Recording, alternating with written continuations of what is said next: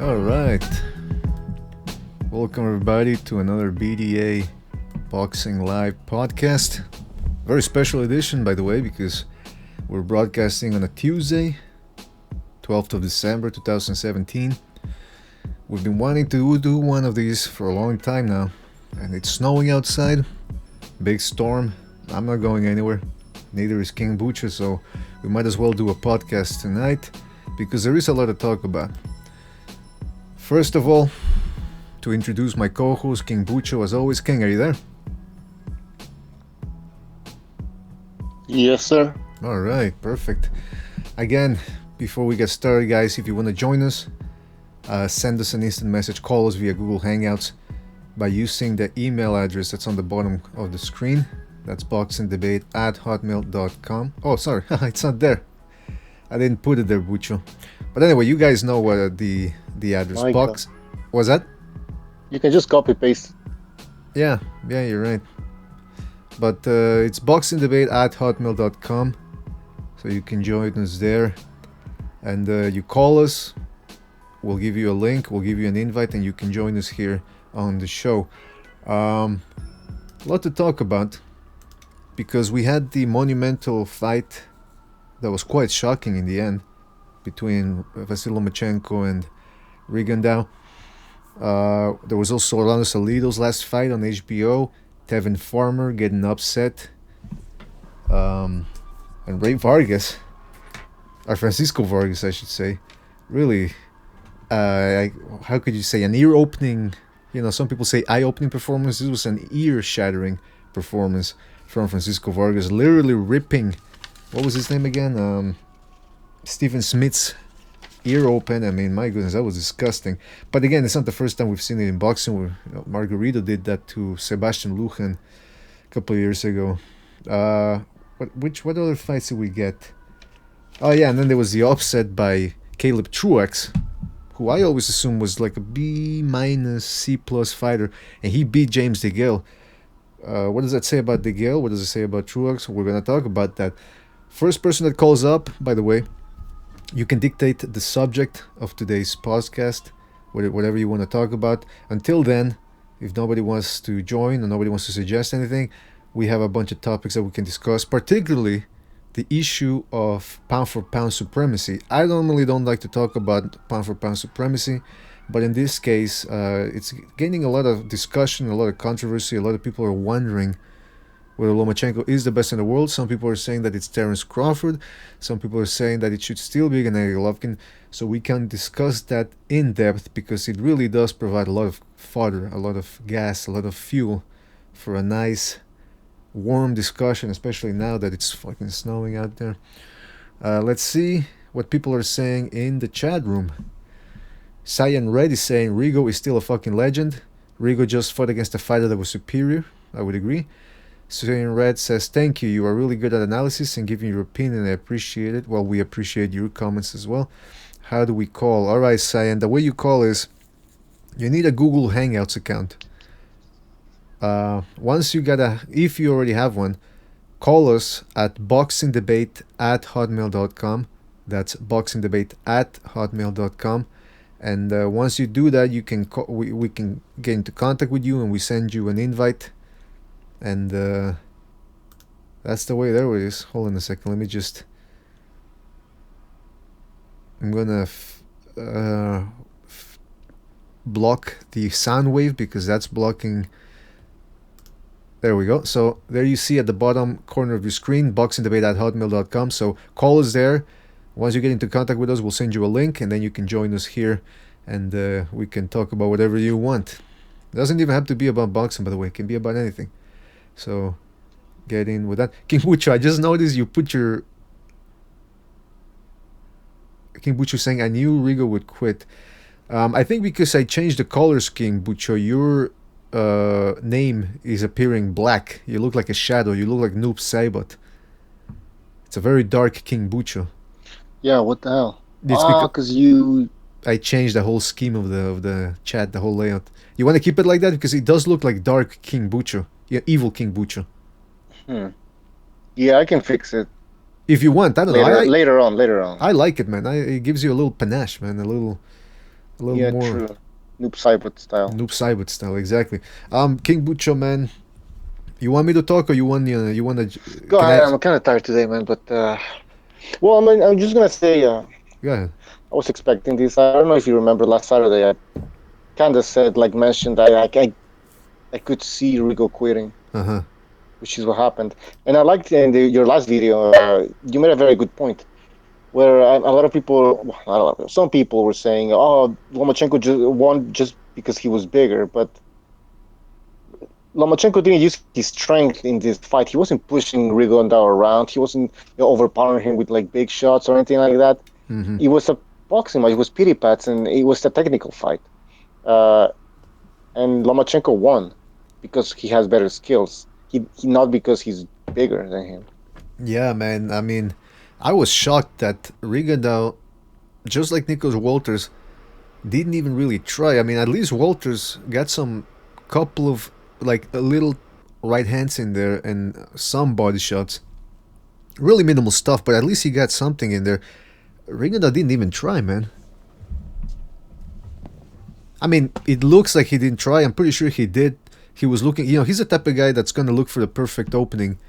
And he's not a combination puncher, never has been. So the fact that he never saw any opening, that Lomachenko never gave him one, it just completely froze him. And again, I think that's the reason why he quit, because he knew he'd never been in that position before. And to be clowned like that, It, yeah. it became a high paced fight. It was something that I said like Rigondeaux. Well, we all know Rigondeaux is he's volume out. How you say it? He's volume. He's not a volume puncher. He likes to throw like a few punches per round. He Uh likes huh. that slow paced fight. In this fight, you could see like he was picking up in speed, and I think Rigondeaux just realized like if this keeps on going, I'm gonna get stopped. So he Yeah, just quit. It was too fast of a pace. He wasn't used to this, especially at 37. Like, he had no chance. yeah, I think that's a good point. Somebody had said in another comment about how ever since Lomachenko iced Rocky Martinez, people don't want to end up like that. But that's not necessarily true. I mean, Sosa was the one who tried. He stuck in there, and as we saw against Lomachenko, Lomachenko just keeps going. He keeps putting up the pace. The pace. Yeah, Lomachenko is a strange guy, a strange fighter, because I've tried to compare him before in other podcasts to somebody else. People like to compare it to Roy Jones, to Floyd Mayweather, but like I said before, I think the comparison that's more fitting is Manny Pacquiao.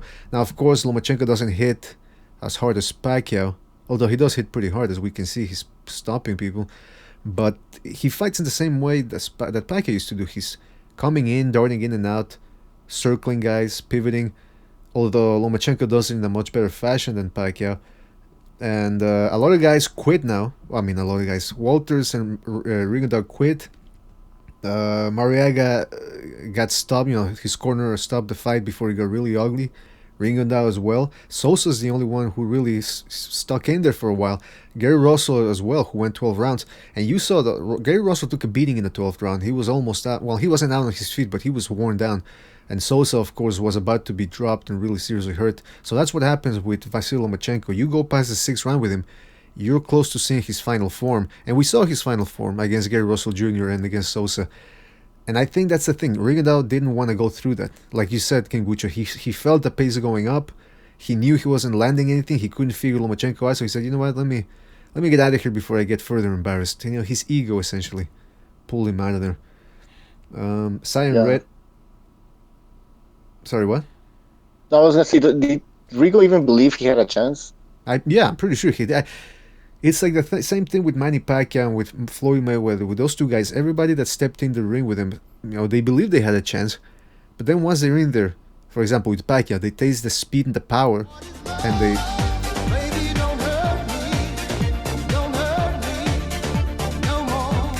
like I was saying, they taste the speed and the power, and all of a sudden it becomes a whole new thing. With Mayweather, the same thing. People think, oh, I'm just gonna put pressure and I'm gonna land body shots. Then you notice he's hitting you with shots you don't see coming, and they hurt. All of a sudden, it becomes a whole different fight. So, I think that's exactly what happened with Lomachenko. Rigondeaux saw the fights, and he said, I can beat this guy. I'm gonna just, stick and move. He's gonna be following me. I'm gonna be circling around him. And once he got in there, it was a whole different reality. You know, it's the like. Did you see that guy who left a comment? Oh, fuck, I forget his name. I should probably address him by his name, but he left a comment about how the Matrix is everywhere, all around the ring. You know, he was quoting the Matrix, but he was using boxing terminology, replacing it with that.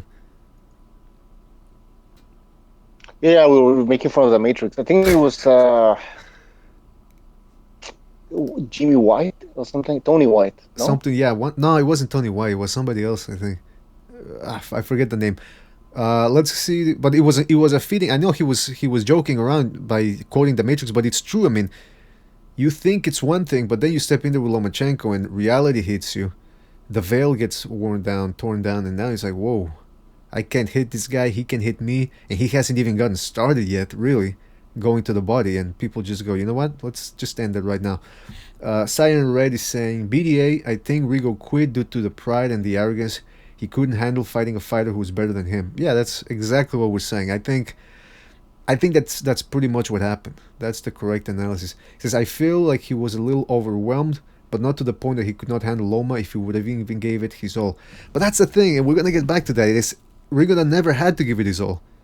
Sure, he'd been dropped before and he'd gotten up and stopped guys or dropped them and then decisioned them, but he was never in a fight where round by round, round after round, he's in a fight, in a war, and he has to dig deep. Siren Reds continues saying, I just think Rigo doesn't love boxing anymore, and that played a lot into his performance or lack of thereof. Rigo doesn't have the passion anymore. You know, it's When did he have the passion? exactly. I was gonna say, did he ever have the passion? I don't know. When we saw him in 2015 in the undercard of Cotto against Canelo, Mm-hmm. he looked like he didn't give a fuck. The way he Yeah. fought, he looked like he was bored as hell. So if he was bored of boxing and tired of boxing, it would have been like 2 years ago. Yeah, exactly. Now Fernando V saying, shout out to Fernando. He's saying, a lot of you guys asking who wins Loma versus Mayweather. Let me tell you something. Mayweather would never fight Lomachenko in his prime. That's not a bad. I mean, I sort of agree with that. Low Plays, shout out to Low Plays saying, who's on the podcast? Well, just Bucho and I, for the moment. Anybody can join if they want to. Jamie Chavez says, fight reminded me of Marquez versus Mayweather. You know what? That's another interesting description right there. Or another comparison, I should say. Jab69 is saying, Rigo is one-dimensional. He found out Loma was actually superior to him in the dimension. Rigo had nothing else to go, so he quit.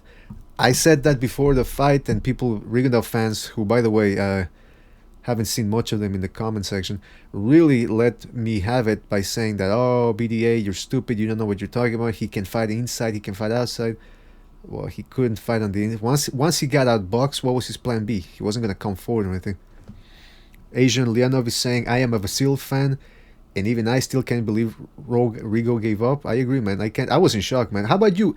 I mean, King Butcher, you said he was going to quit, but you didn't know 100% that he was going to quit. Were you surprised when he quit? Yeah, because he wasn't getting beat up, and Walters was outboxed more clearly, in my opinion. Rigondeaux wasn't getting hit that much. It was just some pity pads. So I was expecting Rigo to keep on going. So I was shocked, yeah. Cameron Gillon, shout out to Cameron, saying, low plays, what's up, man? Juan Pacheco is saying, solid guys on here, not a bunch of jabronis like other podcasts. Well, thanks, man. I appreciate that. We appreciate it.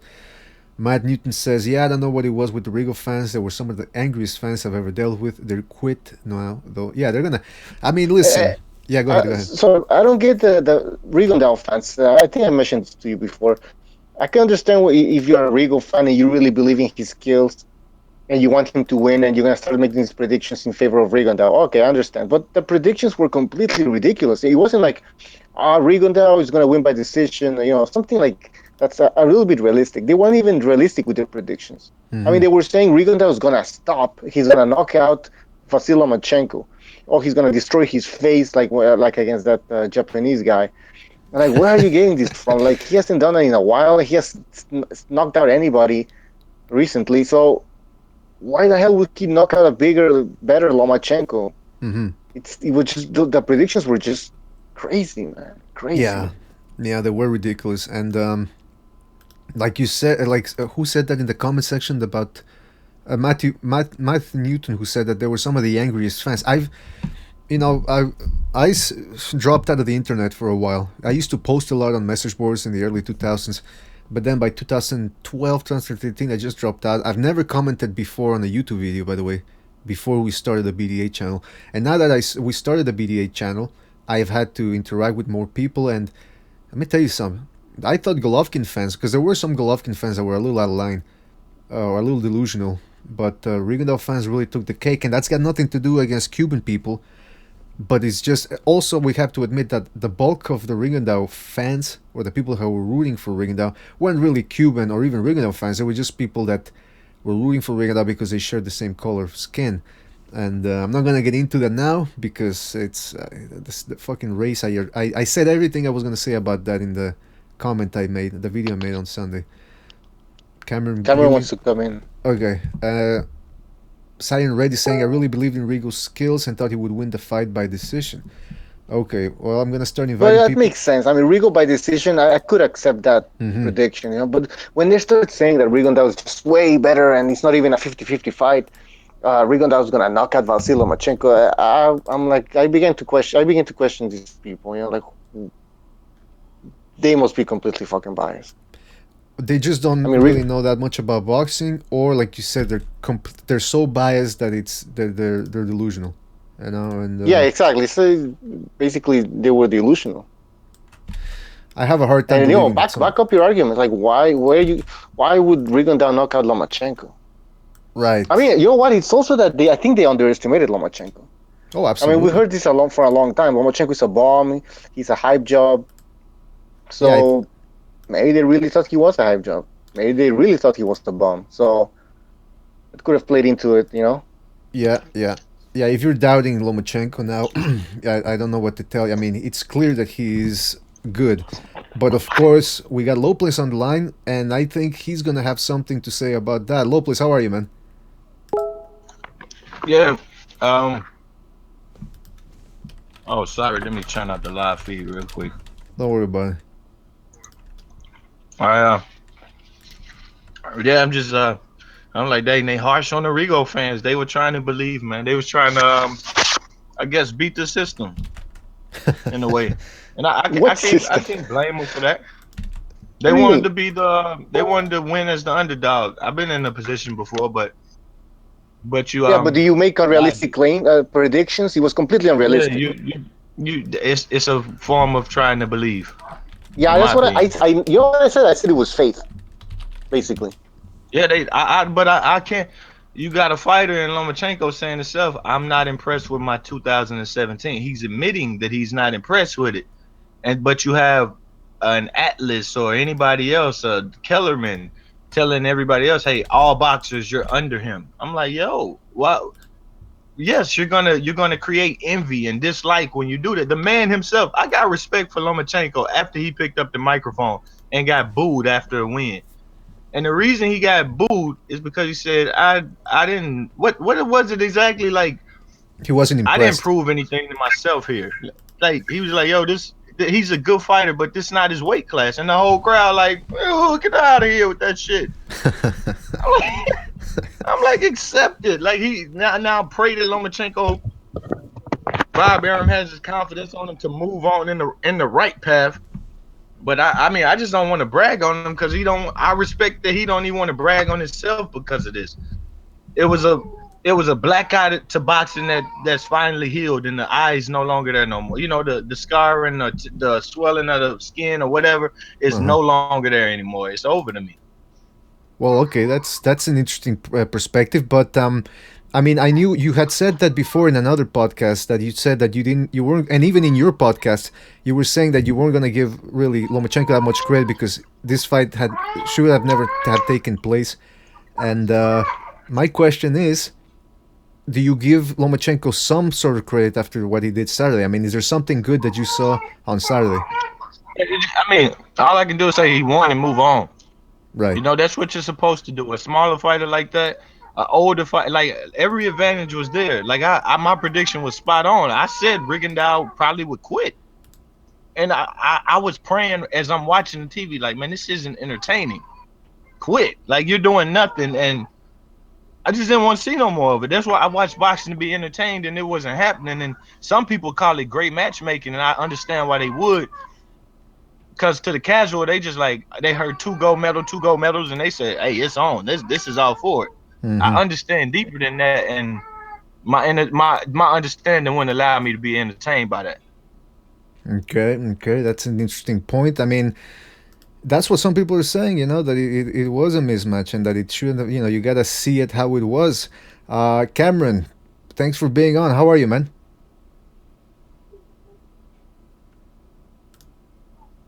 We're waiting for Cameron to see if he's there. Cameron, you there, man? All right, we're having some technical difficulties. But you know what? Bucho, what do you think about what Low Play said? I mean, should he be I could given... hear Cameron, by the way. You can hear Cameron? Yeah. I can't hear him. What the fuck? You hear me, yeah? Okay, I can hear you now. I think it's I can't hear you from one side of my headphones.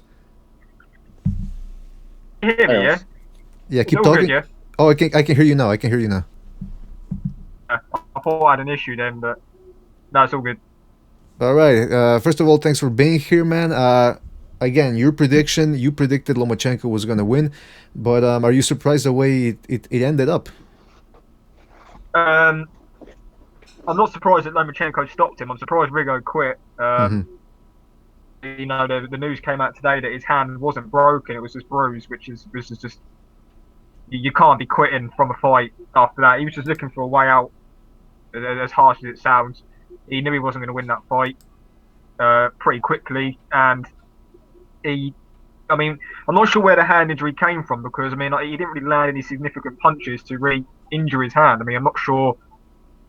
You know, Lomachenko was blocking a few of them on his arms and all that. I'm not sure whether that's where it occurred, but I'm not sure where he actually injured his hand.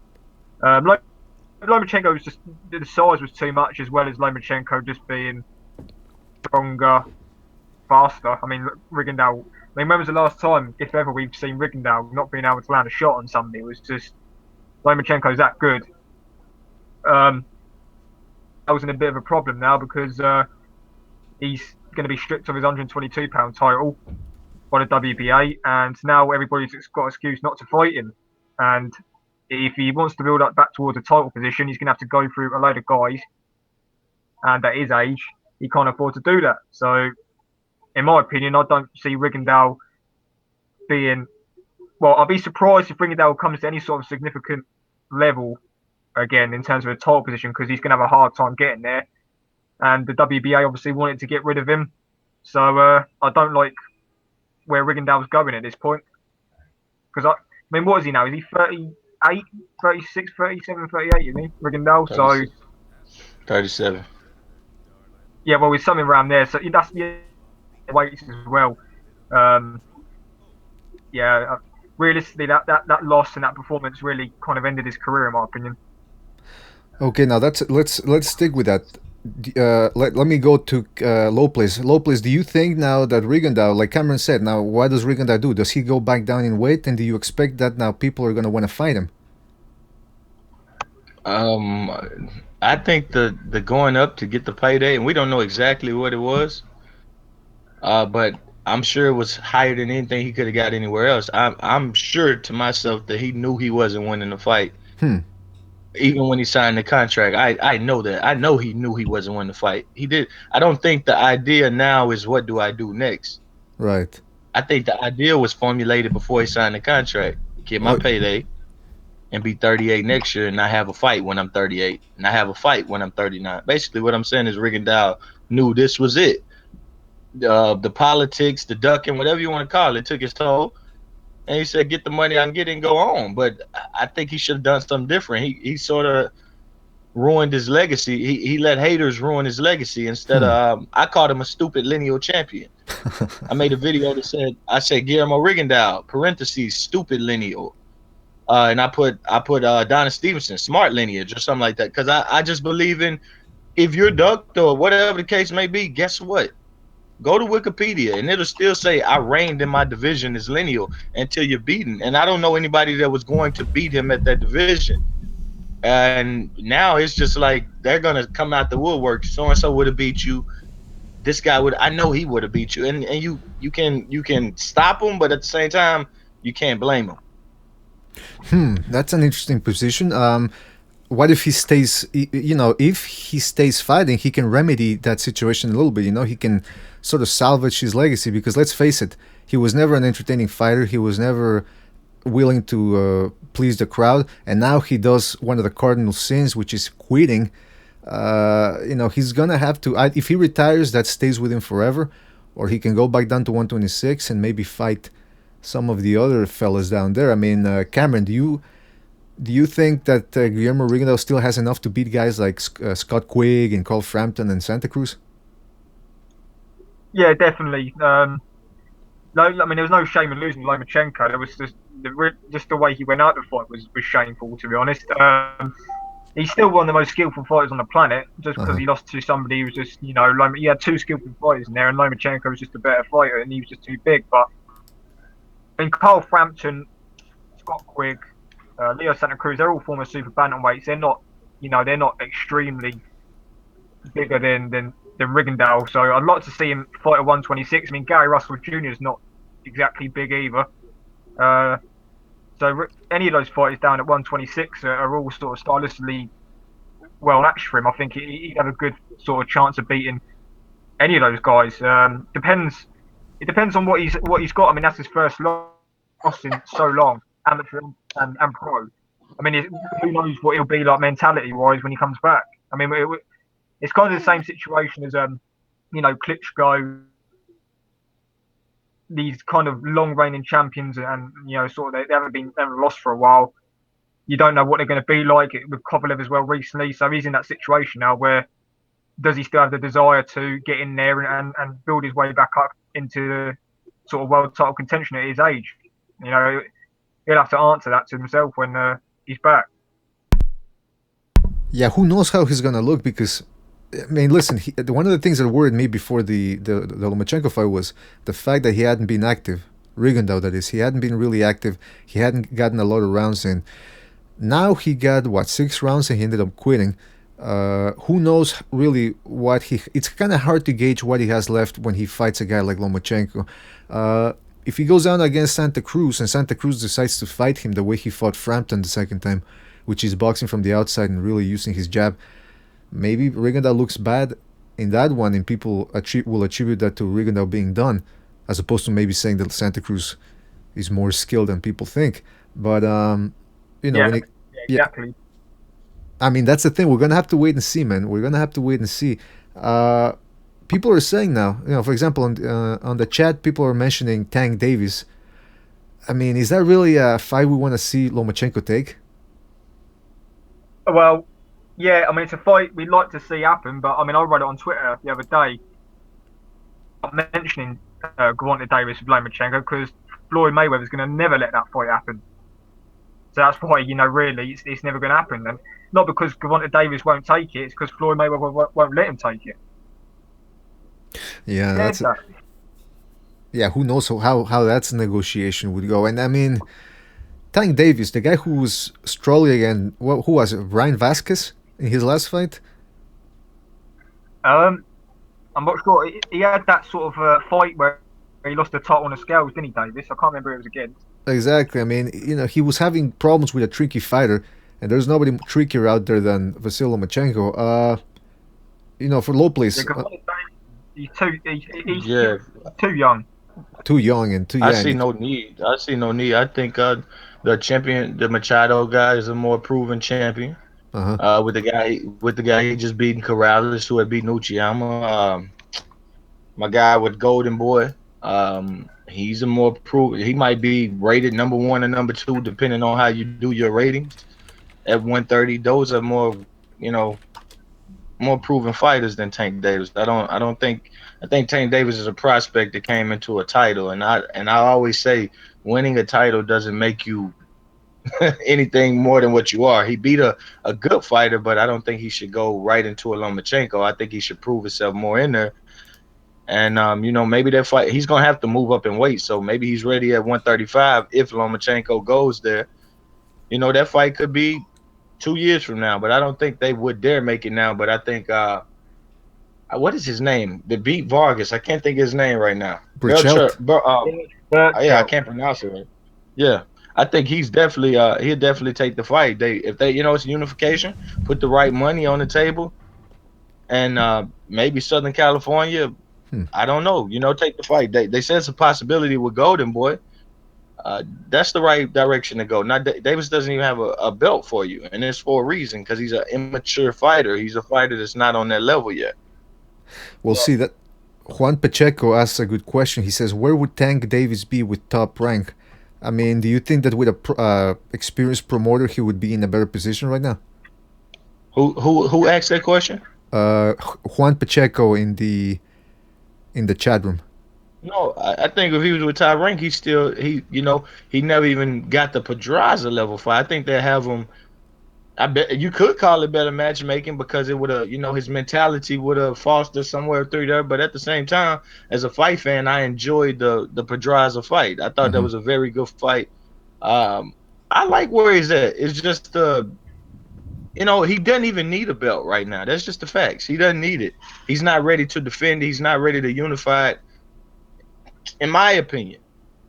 But I like where he's at. I'll be honest. I like the path he's on right now. He just needs to get discipline and respect that somebody gave him a shot. Yeah, I think it's a little ridiculous that people are talking about Davis against Lomachenko. I mean, Davis is too young, man. He's too young for the moment. I mean, you really expect a 21, or I don't know how old he is, 20, 21.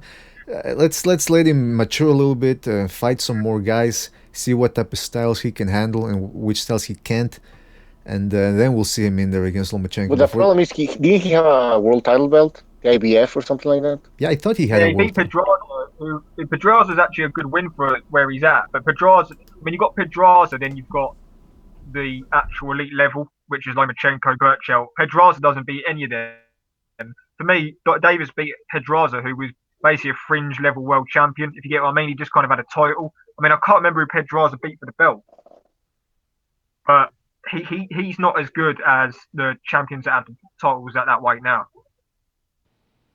Yeah, I mean, yeah, you're right. He did have a title right there. Yeah, I'm looking at his record right now because I'd forgotten who he had fought the last time. Listen, Tank Davis, inexperienced. Yeah, go ahead.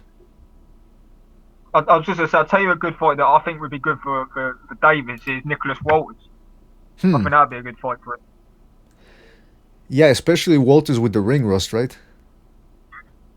Yeah, I think it'll be a good star matchup for him because Gervonta Davis will be under some pressure. Walters is he's a good puncher. He doesn't use his range well. I mean, that's an issue. I mean, Walters he's big, but he doesn't use his size advantages very well. But if he clips you, you're going to get hurt. And I think it'd be interesting to see how Davis reacts when he's hit from a big puncher because we haven't really seen it yet. So that's why I want to see that fight. Mm-hmm. Now, somebody in another website asked a question: what about Robert Easter Jr. versus Vassyl Lomachenko? And I mean, how do you guys see that fight going? Well, Robert Easter's massive at the weight, like he's huge, but he doesn't fight like a bigger fighter. You know what I mean? Like he's very easy. He can be caught. Dennis Shapovalov gave him hell. Mm-hmm. He beat Richard Comey, but Easter's good. I don't think that's the fight that Lomachenko will be looking at first at lightweight. I don't think that's the fight anybody's really been talking about. They've been talking about Mikey Garcia, haven't they, really, for Lomachenko? But if they fought Robert Easter, I'd favour Lomachenko in that fight, to be honest. Yeah. I think I mean, who wouldn't you favor Lomachenko against, or who would you see him in a 50-50 type fight out there? Nobi at lightweight, in my opinion. Whoa, okay, so you'd have to go up to welterweight to see him challenged? 40 maybe. I just don't see anybody beating him at lightweight personally. I mean, I'm looking at the division.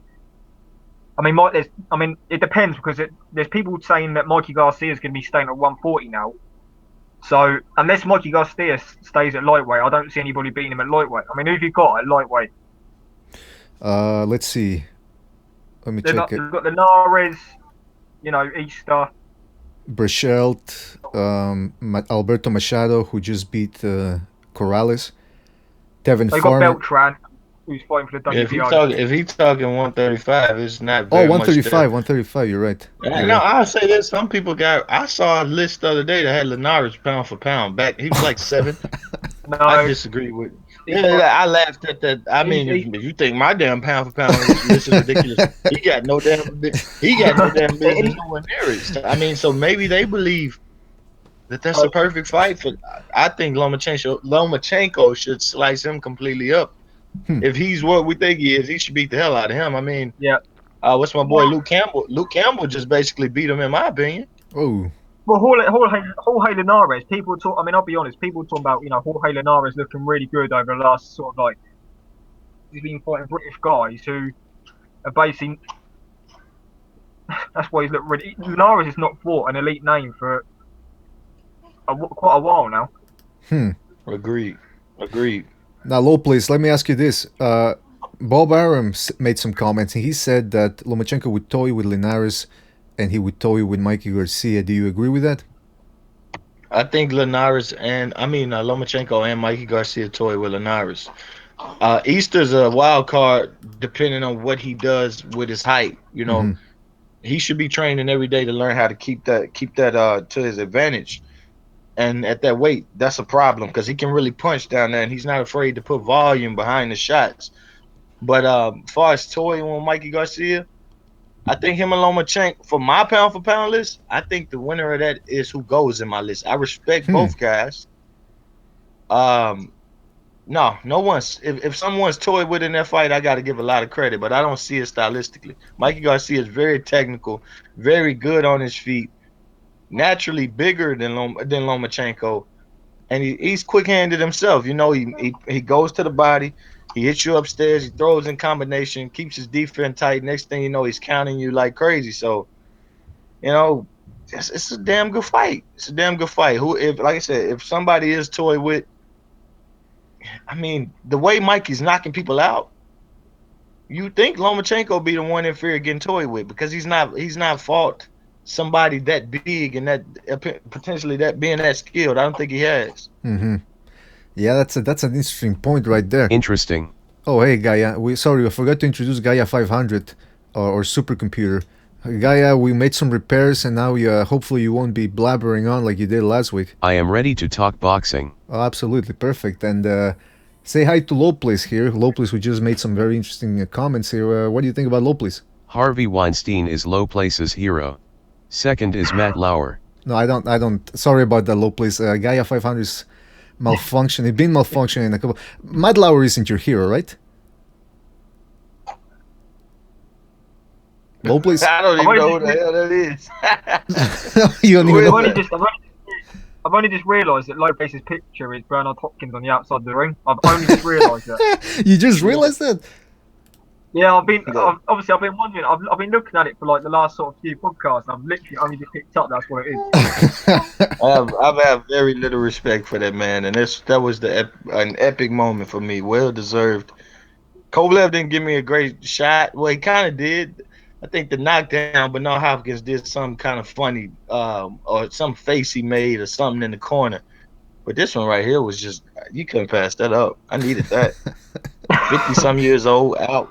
That's savagery right there. Thank you, Joe Smith. Thank you. Akuma Deception in the chat room is saying Crawford at a catchweight of 144 is the only competition for Lomachenko. The guy is just too elite.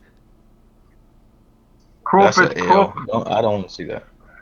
People have been talking about Lomachenko Crawford at 140. Crawford's a welterweight.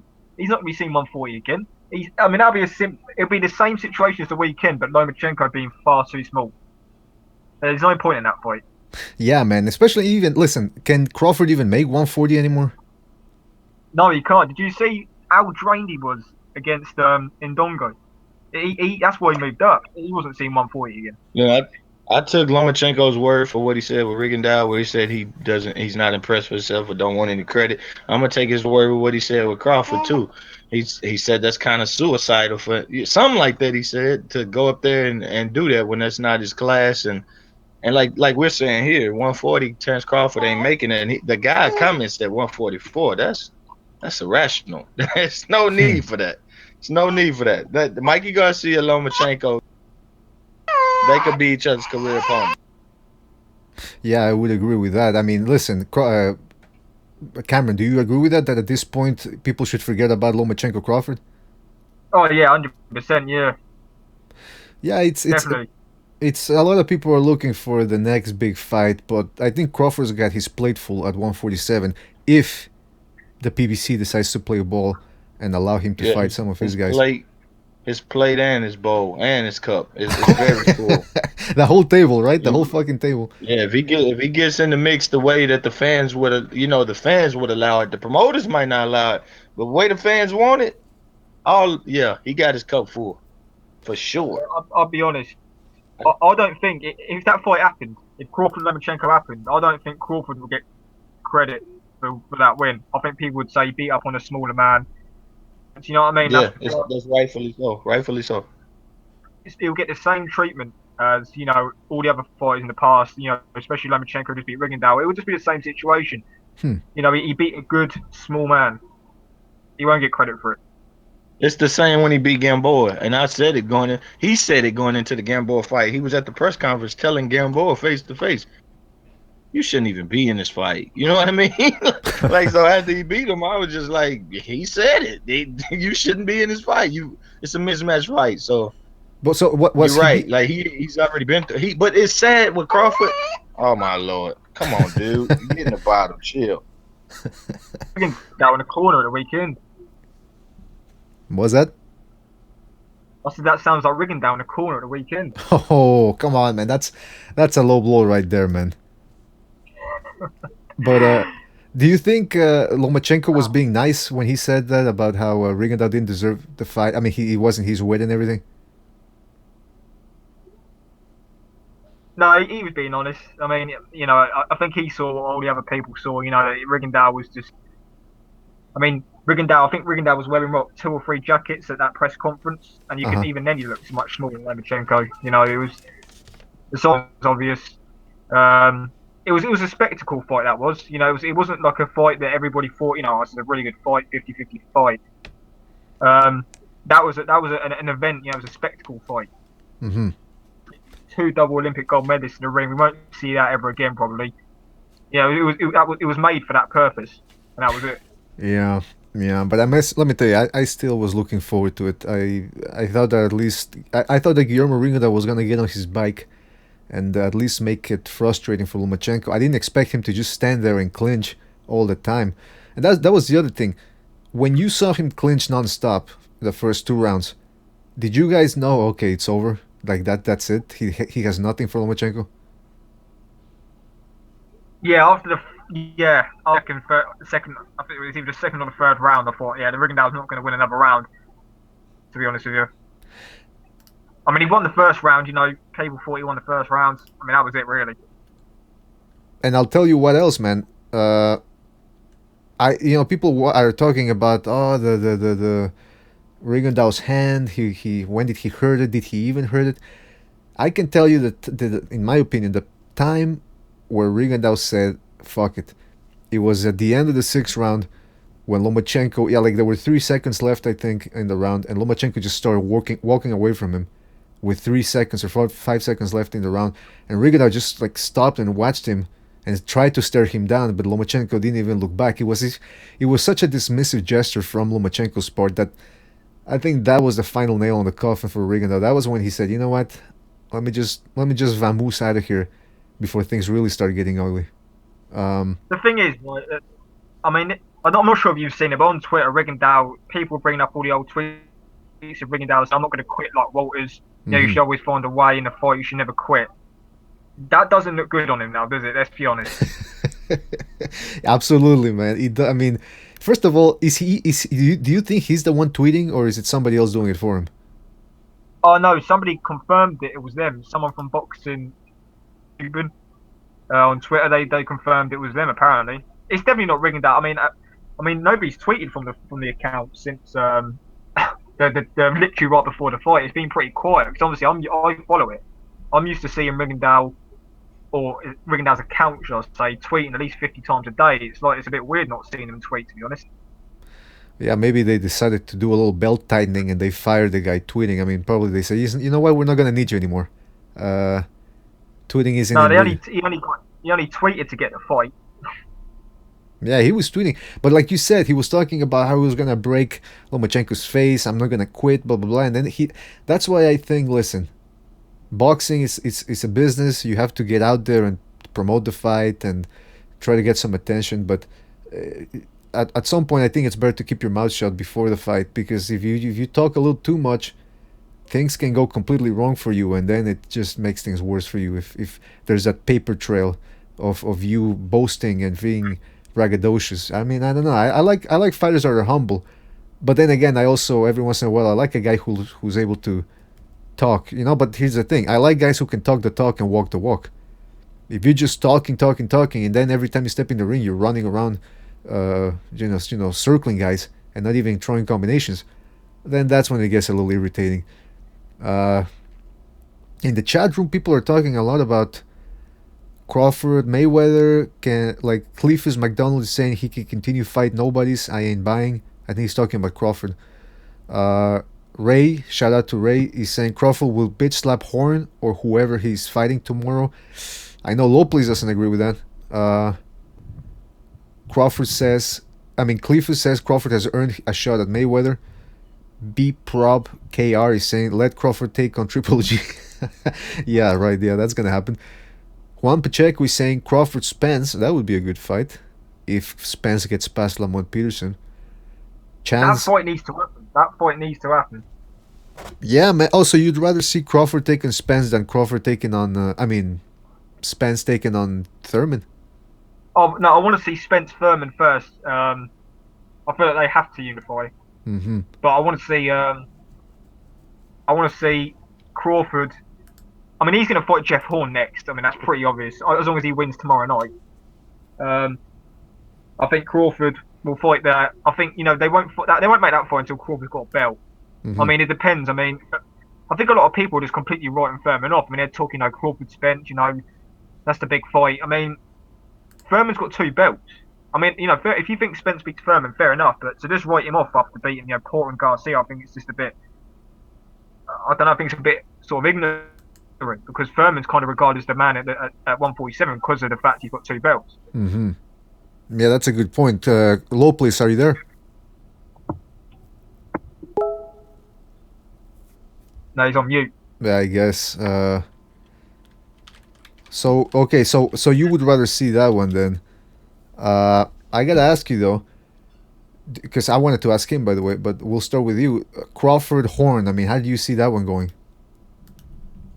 I don't see Jeff Horn being competitive in that fight at all, to be honest.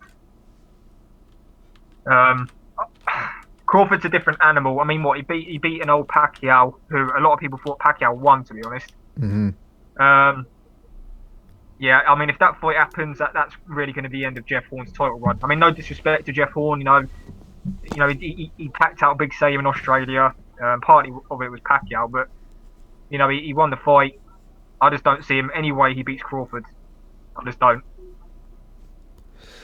I would think that he would make it somewhat competitive because he is a strong guy, and he is, he's got some good, interesting angles.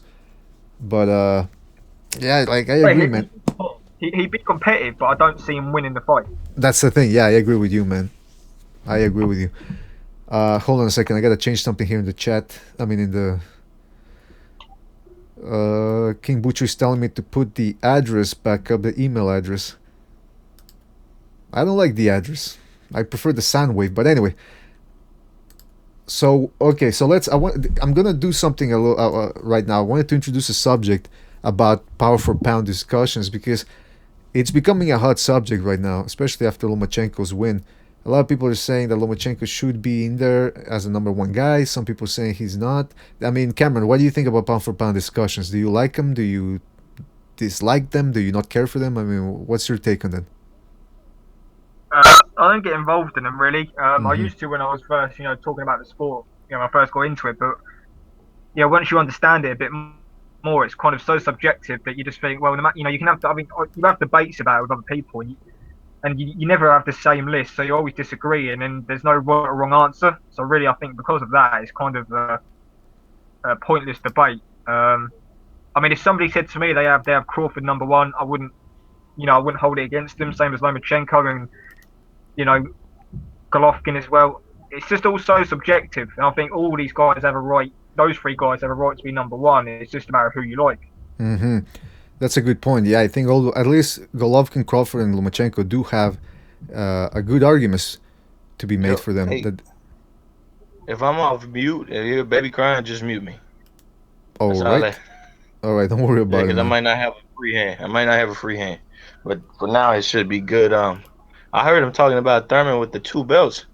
Uh-huh. I get that argument. I understand the argument, but at the same time, if Crawford and Spence are to get it on, the winner, I think, would be regarded as the number one man, especially if they bring 2 belts to the table as well. Because Thurman didn't beat undefeated. He hasn't beaten undefeated fighters or something of that nature. And then what if a stoppage occurs in these fights with Crawford? People just gonna jump over him, and he's the one getting injured and sort of leaving. He built his throne a little bit, but he's sort of leaving it open by way of injury and by way of statements he's making. Nobody's ducking him at this point, right? I don't think so. No. I wouldn't blame anybody for it. Just leave it over him if he don't get his shit together, I see your point, because obviously Thurman's been out injured and Spencer's been making some noise, so Thurman's kind of been put back a bit. I know what you're saying. Hey, do y'all know? Crawford. Just an off question, but I just right now I got my hands full, so I can't text and ask the people that I should ask. But when the baby sleep taking the bottle, do you keep feeding it the bottle, or would you choke it? What? Man, I haven't got a kid. I'm too young to have a kid, man, so I don't have a clue. BDA? I would suggest that you stop feeding the baby. I mean, have you ever tried drinking while asleep? I haven't. I don't know if it's possible. Good point. All right, trust me. I don't feel like an asshole with this one. I'm clueless. No, you should. If you're not feeding sure, the baby sleep. No, if it's asleep, just leave it. I'd say, yeah. That seems logical, doesn't it? if you're unsure, you should always ask, man. I'm still gonna be sexist and ask a lady. Did you see somebody? Did you see Freddie Roach putting the water bottle in Pacquiao's mouth after he got laid out by Marquez? You know what I mean? Oh man, Cameron, you have a mean streak to you, man. Making fun of guys that are being knocked out like that. I'm disappointed. I gotta say. Listen, King Butch is gonna take over for a couple of minutes. I gotta go. BDA is taking a shit. No, I'm not, Gaia. I'm gonna go take a piss, not a shit. So don't. What is that? What is that thing anyway that you play? That's Gaia 500. That's the supercomputer that we developed at the BDA Research and Development team. That's good. That's good. Give you credit. I like it. Yeah, ask it a question. Ask him a question. You can ask Gaia any question and she'll answer. It's a she, by the way. I don't know why. Alright, does low places pound for pound list suck? I can't understand you. Please repeat the question in English. Ha ha ha, that is funny. Alright, it's not gonna answer your question. It's got a bit... here's the thing about Gaia 500. It's got a bit of an attitude. It's very sassy. But, okay, I'll be right back. King Butcher, you take over for a while, right? For a couple of minutes. Oh, not even minutes, just seconds. I'll be right back in a couple of seconds. Takes a few seconds to go for a shit. No, I'm not gonna take... Don't trust what Gaia says. It's lying to you. I'm not gonna take a shit. Butcher, are you there? If he's not there, then I guess I'll be talking in... No, you know what it is? Low Place is feeding King Butcher right now. That's what's going on. No, he's asleep.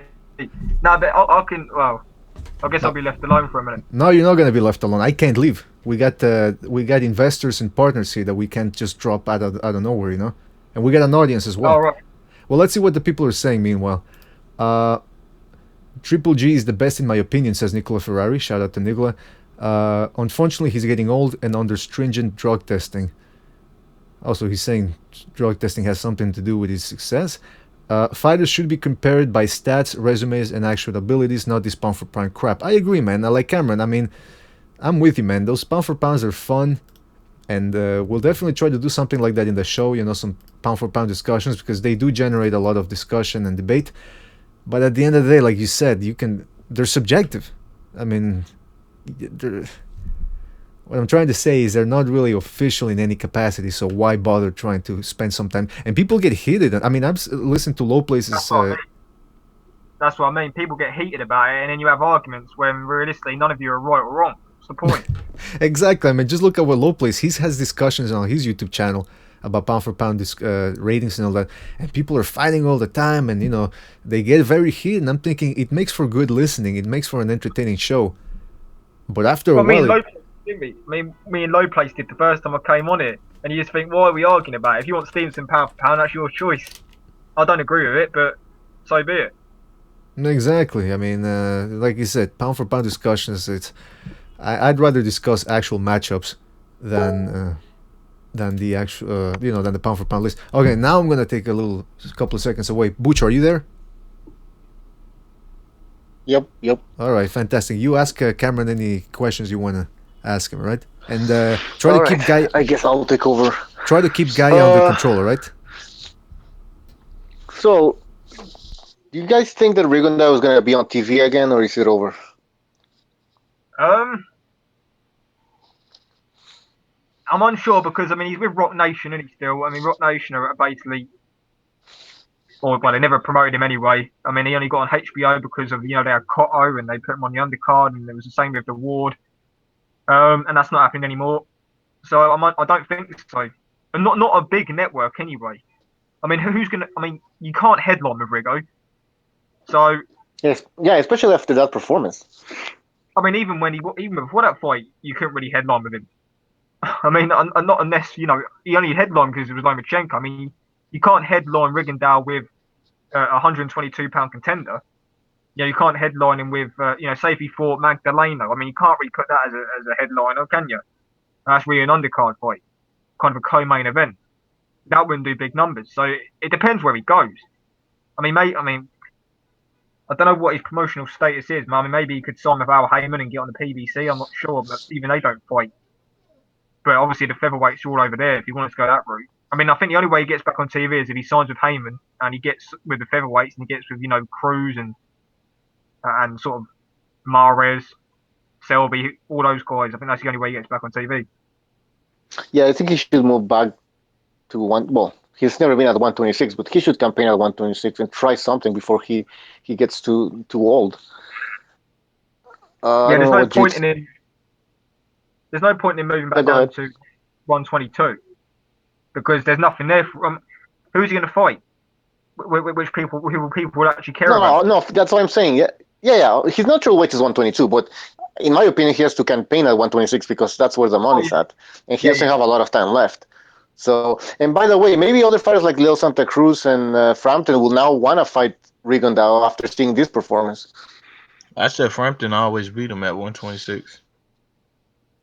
You said Frampton would beat the Rigondeaux? I mean Santa Cruz. I think. Did I say Frampton? I meant Santa Cruz. Okay. I said he always would, and it just wasn't the money there to do it. Rigondeaux, for whatever reason, didn't chase them up there, and I think the reason was because of that. Too damn small for 22 sometimes. And that they accused of quitting last. Shit, that man's a giant. He's too damn small for that weight class. Now, Rigondeaux should have been a multiple weight champion by way of going down in weight. He should have gone, 22, 18 when Donaire left. Because they said the only reason 22 was in the fold because Donaire. Well, when he leaves, drop. That's what they should have done. Yeah, very stupid team. He could fight Tete at bantamweight. And Neway will move up against him. All these guys. Neary. It's a good division to be in, bantamweight. I don't know. Maybe he gets out the Rock Nation deal. I don't know how many fights were on it, but the other team he had. What's that? He needs to get out of that deal. Yeah, because they depleted. Ward quit. What's the name? Knocked out of that. Cotto.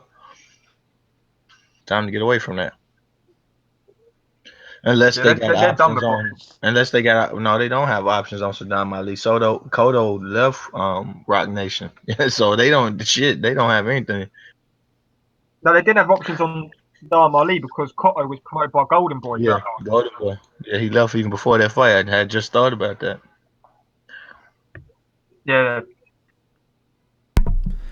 All right, now, Lopez, I wanted to ask you something. Because people are talking about pound for pound lists. And, some people are saying Lomachenko should be number one. Some people are saying they should be Crawford. How do you have that? I say it again. I don't have Lomachenko on my list yet. I don't have Mikey Garcia on my list yet. Crawford is not even in my top 3. Like I said, I Lomachenko doesn't have to move to 135. Mikey doesn't have to go to 40. He's talked about 47. He doesn't have to do that. But I mean, the ultimate reward for them, I don't think fighting at 30 and 35 with the nature that those divisions gonna get you top 5 pound for pound. In my opinion, it's just better divisions out there, and it's people that already have better wins throughout their career than the names in those divisions. But it's millions of fighters out here. If you're top 7, top 10, that's a fucking praise. And I think people just taking the number one and trying to take that like, hey, it's number one or it's disrespectful. That's not true at all. Mm-hmm. Plenty of people are going to Hall of Fame and have sit at 3, 4, or whatever the case may be. I've got I don't know if you want to talk about it, but obviously BDA and Lopez, we put a DM about it the other day about this Stevenson, Jack, Alvarez, Gvozdyk situation. I think that's kind of a good topic to talk about because obviously it looks like Stevenson's going to be fighting Jack. I think that's pretty much going to happen. I'm not sure what's going to happen with Alvarez, but what do you think about if this 4-man tournament thing's going to happen? What do you think about that? I asked another source, and I'm reading the comment now to you. It says no indication from the president of the WBC was made to Yvonne Michelle Group and regarding the rumor between Alexander Vassyl and the later Alvarez. At the time, we are focusing on let's see, let me click it. Focusing on our upcoming fight card that will be held in Sorel. Thank you, Sorle. I guess that's up there in Canada somewhere. Yeah, Sorel. Yeah. The WBC president, he put the order out. Basically, it seemed like he put the order out, and is he contacting these people? Have they got the information? I don't know that, but that's perfect though. I was skeptical about it because promotional lines in boxing, they were crossed. If you got to do Vassyl and Alvarez, you gotta cross manage promotions and networks and all of that. But in the scheme of how boxing should be, that would be a perfect thing. Like Alvarez doesn't want to take this title shot. He's decided to step aside. His managers even said, yo, we got an offer. We could have forced the fight, but we still chose to step aside. Well, they said they have to step aside tough in that same quote. They had to get people that networks would be interested in. And I know Vassyl Alvarez, the fans would like that. I'm pretty sure the network wouldn't mind putting that on the undercard. And Stevenson Jack, I'm just flat out, I know I'm going to be entertained. I know, even if it's not competitive, it's supposed to be competitive. And that makes it even better if you go in the ring and you get a total wipeout. So either way, you just leave with a great taste in your mouth about boxing unless a judge or a referee or a doctor pulls some dumb shit and stops the fight. You're going to get a good taste.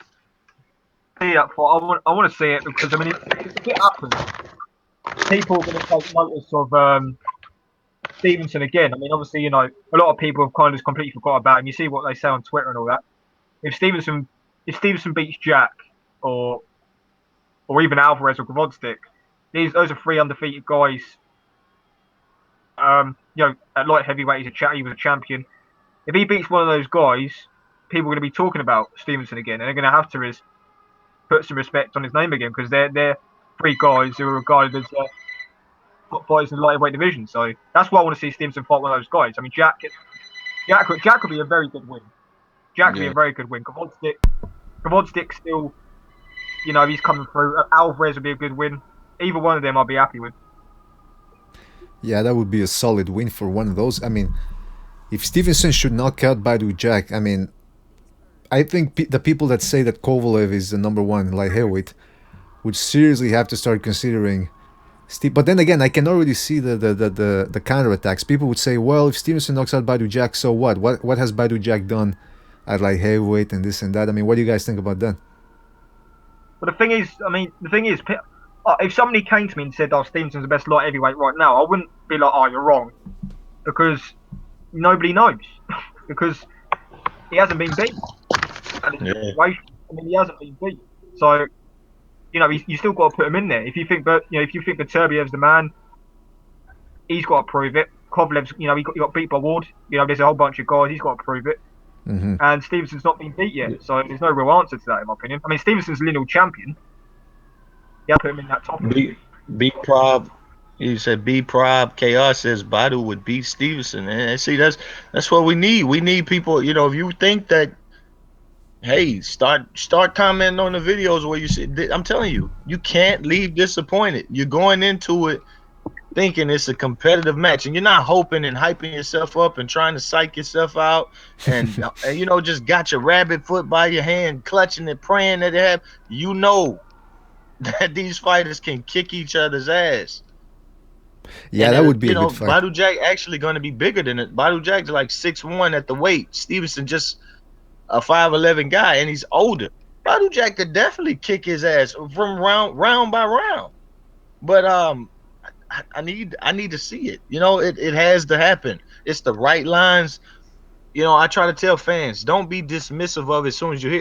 The WBC says, yeah, we're going to make it happen. And you just hit the WBC president with, oh, fuck you. You ain't going to do anything. Screw you. Like, okay, what incentive does he have to work for you after you just said, fuck you, screw you? Come on, man. Come on. It's a great fight. Badu Jack is a problem. The thing is, I mean, the good thing about light heavyweight is if you put Stevenson, Kovalev, Beterbiev against each other, none of those fights are going the distance. That's why the division's so good. Well, yeah. Maybe not. Maybe not. Maybe you could be 100% right. They might not. Some ass whoopings, and that's like prime weight, like the prime weight of a person, in my opinion. For me, anyways. I'm like 6'1". I want to be around 180, 185, in my to be prime myself. And that's what they naturally are, man. That's why these fights are better. I like this better than 147-pound men, 130-pound men, and even 240-pound, Bermain Staverns. I like this better. They move better. They punch very hard.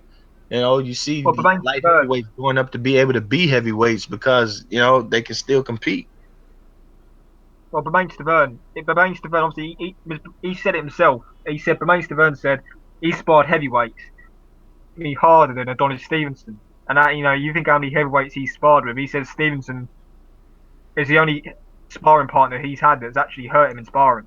Jesus. Yeah, I didn't know that. I didn't know. I haven't never heard that. Well, the thing is man. Stevenson has that. Like a truck.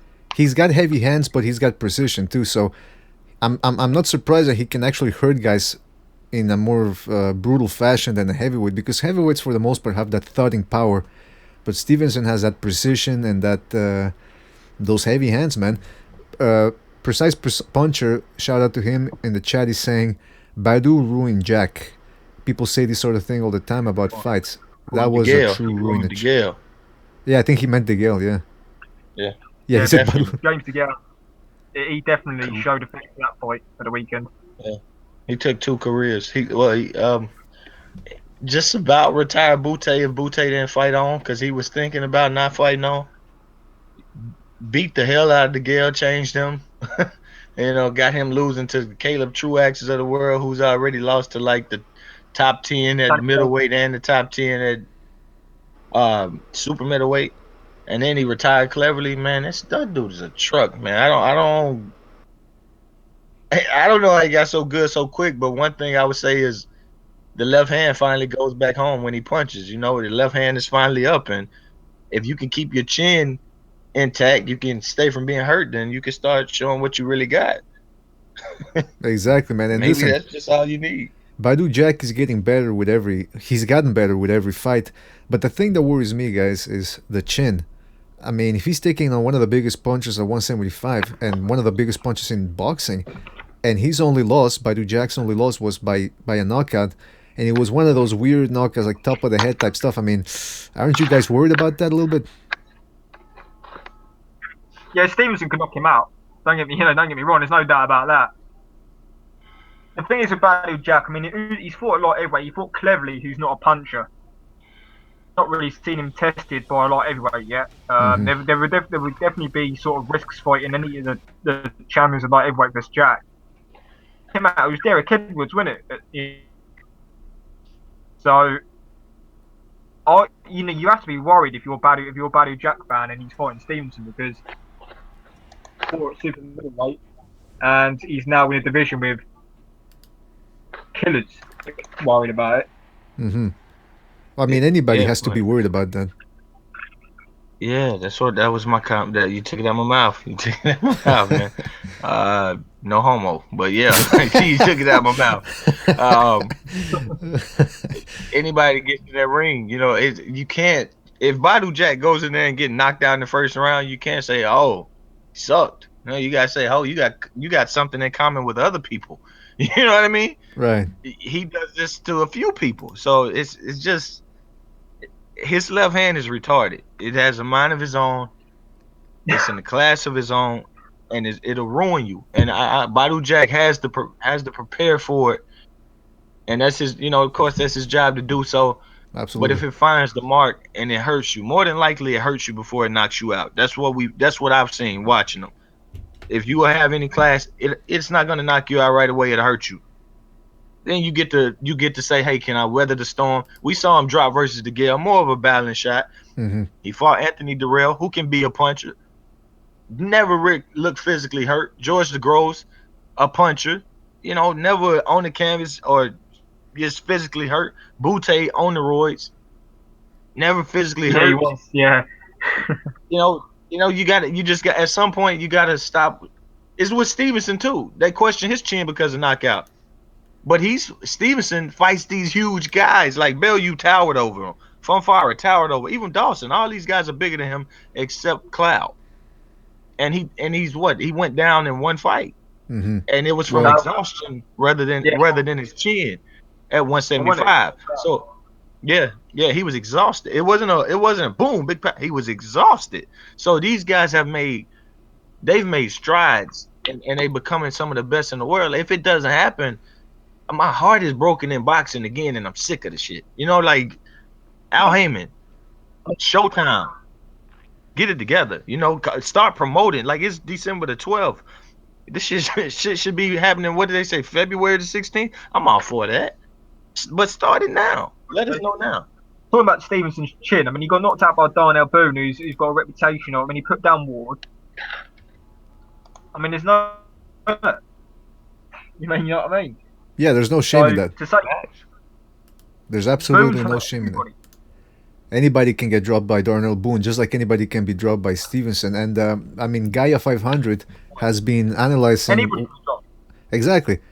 Gaia 500 has been analyzing the Stevenson and Badu Jack fight. So supposedly it has a prediction to make. Let's see. Let's try if it works. Gaia, do you have a prediction? And who do you think wins Badu Jack versus Adonis Stevenson? I am the Antichrist made in digital form. Your souls belong to me. Okay, that's obviously not the answer I was looking for.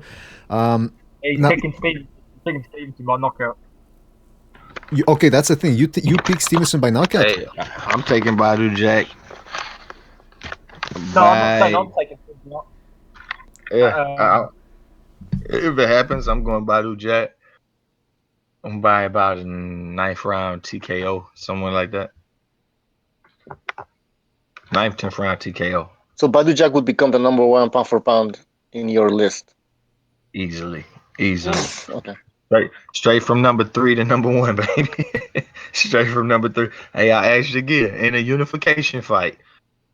I think Golovkin had a unification fight. He put a whooping on this guy, but I don't rate what's his name? Why am I fucking names today? David Lemieux. I don't rate David Lemieux on the same level as a Postal or a DeGale. That's just my opinion. Now, if you look at the unifications that have happened, Postal, Crawford, DeGale, Jack, who put more of a whooping down, man? This Jack put a whooping down. I don't give a damn what those judges had to read out on the scorecard. That couldn't save James DeGale teeth or the surgeries he had to endure. So yeah, man, straight up pound for pound number 3, man. I'm impressed. I like it. I want to see the man fight 2-3 times, well, 3 times a year. But too bad over there, they don't take care of their guys. They don't seem to get it right. Yeah, that PBC matchmaking they got over there, the PBC career plan. If you fight 2 times a year, that's actually a bonus right there, man. Shout out to Cover Operative in the chat, Nicola Ferrari, Precise Puncher. I think Hamed was there for a while. I think he left because I think he wanted to talk about Lemieux versus Saunders. And we're going to get to that one. Don't worry about it. Cover Operative King Bocho starting stuff in the chat, man. Yeah, Trying to get to my pound for pound list. I see you in there, Bucho. Nah, because somebody was disagreeing with your pound for pound list, and then I mentioned that, well, everybody knows that you have Donnie Stevenson as your number 1 pound for pound. So I gotta just making it clear, man. I gotta give Cover Operative some credit here because he's saying, BDA, I was the first to applaud you for your video packages of Rigo versus Lomo and my disgust at the fight and Rigo being unequivocally stopped under any scenario. I think Cover Operative had called it. He said that it wasn't supposed to happen. Is that what you had said, Cover Operative? I think I remember you saying that. So, again, another one who called it. Well, Lopez also said that fight shouldn't have happened. Though. Yeah, that's what I'm saying. I called him quit. I mean, I also said the same thing. It shouldn't have happened. Reverse Lee also said it. Reverse Lee also said it. The justification you get for that is, it's funny because my response to it is like funny to me. It's classy to me. They say, "But Rigo asked for it." And I'm like, "Have you ever seen Fresh Prince of Bel-Air? And you ever seen the butler where he's like, 'Yes, Master William'? Do I look like that fucking butler to you? Yes, Master Rigo. Just because he's asking for something." That's what I always said, man. And I said the same thing about when Marcus fought Mayweather, and then Marcus had to jump 2 weight divisions, and then they had a catch weight that Mayweather didn't even respect, and everybody just kept saying, "Well, Marcus wanted it, so what?" Yeah, I mean, it's not a good win for either. It's just a better contextual theme to it than. And first of all, you gotta say Floyd Mayweather has a career on this side of the era or whatever. On our era, you could say his career is ridiculous compared to a lot of other guys. And Lomachenko, nobody stacks up to that today, really. That's active or top pound for pound, you could say. And that wasn't one of his best. Like, they were trying to say this is Rigondeaux Lomachenko's biggest fight, and it turned up. It was a black eye, man. It was a flat out black eye, and it had no. We already seen. Yeah, but hold on. But Lomachenko didn't use his physical strength to beat Rigondeaux. I disagree. When you're a big man, you're like perception of how big you are already. So you're saying mentally Rigondeaux was like kind of like broken? Not just that either. Rigo's known to clinch, right? You could see how Lomachenko could punch him and still hit him. He's known for being dirty as fuck, and that's what Rigo tried to pull off that, holding and shit, like Andre Ward style. Like, it wasn't gonna happen against a guy like Lomachenko. Because he's bigger. My question. Yeah, what else did he have? That's what I said. It never should have happened. We were never going to be entertained by two. No, the thing is, it was the first time Rigo was in a fair fight. No holding and using his because he was fighting a bigger guy. So now it had to be like it was a technical fight. It wasn't like Lomachenko using his strength, putting Rigon down the ropes or something, and you were like, well, this is just a fucking mismatch. He was from the outside. He was pity pats. He was moving around, pivoting and stuff like that. And okay, but check this out. Like, I'll give this response again. Okay. Do you know basketball players over here in the States? Not really. You know LeBron James? Yeah. You know Steph Curry? No. Okay, damn. Well, I used to watch basketball like in 2000, man. I stopped after that shit. I remember Allen Iverson and all that shit. Okay, there you go. Let's use Allen Iverson. Yeah, let's use him. All right. Allen Iverson and LeBron James. Yeah. Both running a 4-5 at you, right to the ring, just speeding right to the rim. Which one do you want? Which one do you want to get in front of, and which one do you? Allen Iverson. See, that's what I mean already. Like, but it wasn't that. No, let me tell you, because Lomachenko is quick. Oh my God, this fucking dude, he's crying again. Go, I got to mute. Okay, no, I don't. All right, yeah. Allen Iverson is a small guy. Okay, The but speed, the speed means nothing to you, but with I don't LeBron know. You're James, comparing yeah, boxing with like two basketball players running at yeah, you, yeah, one but it's small, still one. it's still the same. The thought, the perception of yo, this size is coming at me at the speed that I've How never big was seen it. Lomachenko? Let's look He at the was big. heights. He was big. He's big. Like he's not 5'6". I'll say that right now. You can. He Now, stands up okay, with. If he stands up, he's standing up right next to what's the Shakur Stevenson kid, and they're the same height without Shakur's little hair on his head. So and I know they had the rehydration in the morning of 138, but dude, that's you what got a about the whole day reach to keep. advantage? I heard a lot about Rigondeaux has more reach than Lomachenko. That's what I was hearing the whole before the fight. Rigo supporters were saying, "Oh well, Rigo has a lot bigger reach or something like that." He didn't even use that. Are you saying because he was scared of how big Lomachenko was? Interesting. You Well, know what I listen, mean? Like I don't know. Like, what happened to that range? Like the reach from Rigondeaux? What that's a happened to all the movement and pivoting and being in position? None of that showed up. that's the It thing that wasn't because I'm scared of Lomachenko's size. Look at him. Like, oh shit. Like, that's the the thing hell that is that surprised about? me, man. It surprised me that Rigondeaux didn't even really try. I mean, he, I think he tried. I remember one instance where he threw a hard 1-2 and it completely missed. Maybe that's what hurt his left hand. I don't know. And then there was another Oh, instance he where never he had. there was another instance where he tried to go to the body with a straight left, but other than that, I mean, he didn't even have the chance to let the hands go. Which is why you got some people now, Busho, saying that the fight was fixed. Something No, was yeah, I've heard that. yeah, Now man. listen, you're out of excuses. I mean, But yeah, Rigo was also missing, by the way. Either like Lomachenko's too fast, or he was probably, man. fainting also. And Rigondeaux, let's be honest, he's 37, so Yeah, that's the other thing. And he was inactive for a. I mean, he only had a couple of rounds in his ledger for. I mean, since what 2015, he'd only had about a couple of 5-6 rounds total.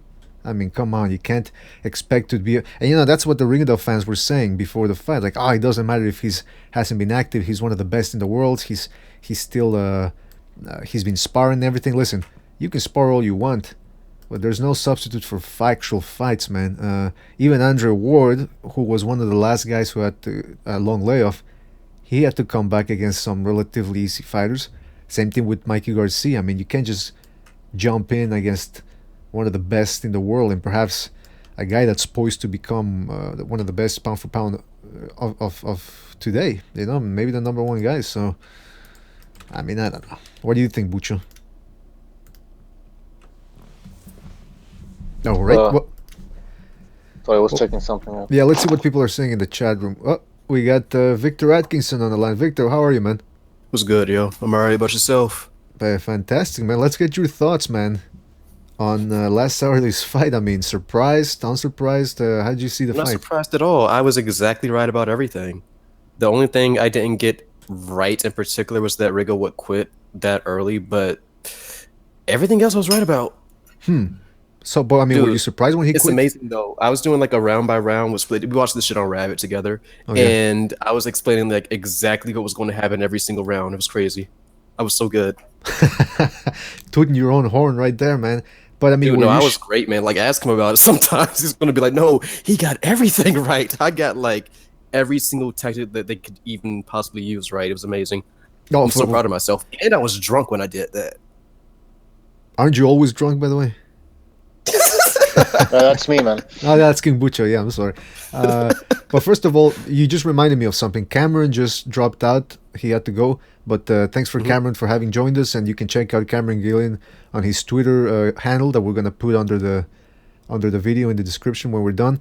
And also, if you want to listen to SplitD and Victor Atkinson's show, you can listen to it at blogtalkradio.com/splitboxing. We're going to put that link in the description as well. So, Victor, you said you called the fight, but I mean, did you expect Rigondeaux to quit? Yeah. Really? I had a feeling he was either going to quit or they were going to pull him out in the 8th round. But he didn't go to the 8th round. He just quit before that. But what happened is what I thought was going to happen. Like, you're not going to be 37 years old, jump up 2 weight classes, and fight Lomachenko and do well. That's just not going to happen. Exactly. Especially when you're not very active. If that fight was competitive, that would mean that Rigo is actually better than Lomachenko. Right. That's a good point, man. I mean, but speaking of the size, did you think it made any difference, or it was just a question No, of the Lomachenko? size wouldn't have mattered that much at all. Well, the size matters in the sense that Lomachenko is used to dealing with bigger guys, and Rigo's used to dealing with smaller guys. But as far as like individually matched up like head to head, it doesn't matter in that sense. Now that's an interesting thing, because I was reading an article about Lomachenko's training, and he's training like Ivan Drago, essentially, a lot of high technology. Yeah, no, his training is crazy. That's part of why he's so good. People don't really understand this, but Lomachenko was basically like bred to box. Like he's not like a regular human being that just boxes. He was basically just made to be a boxer.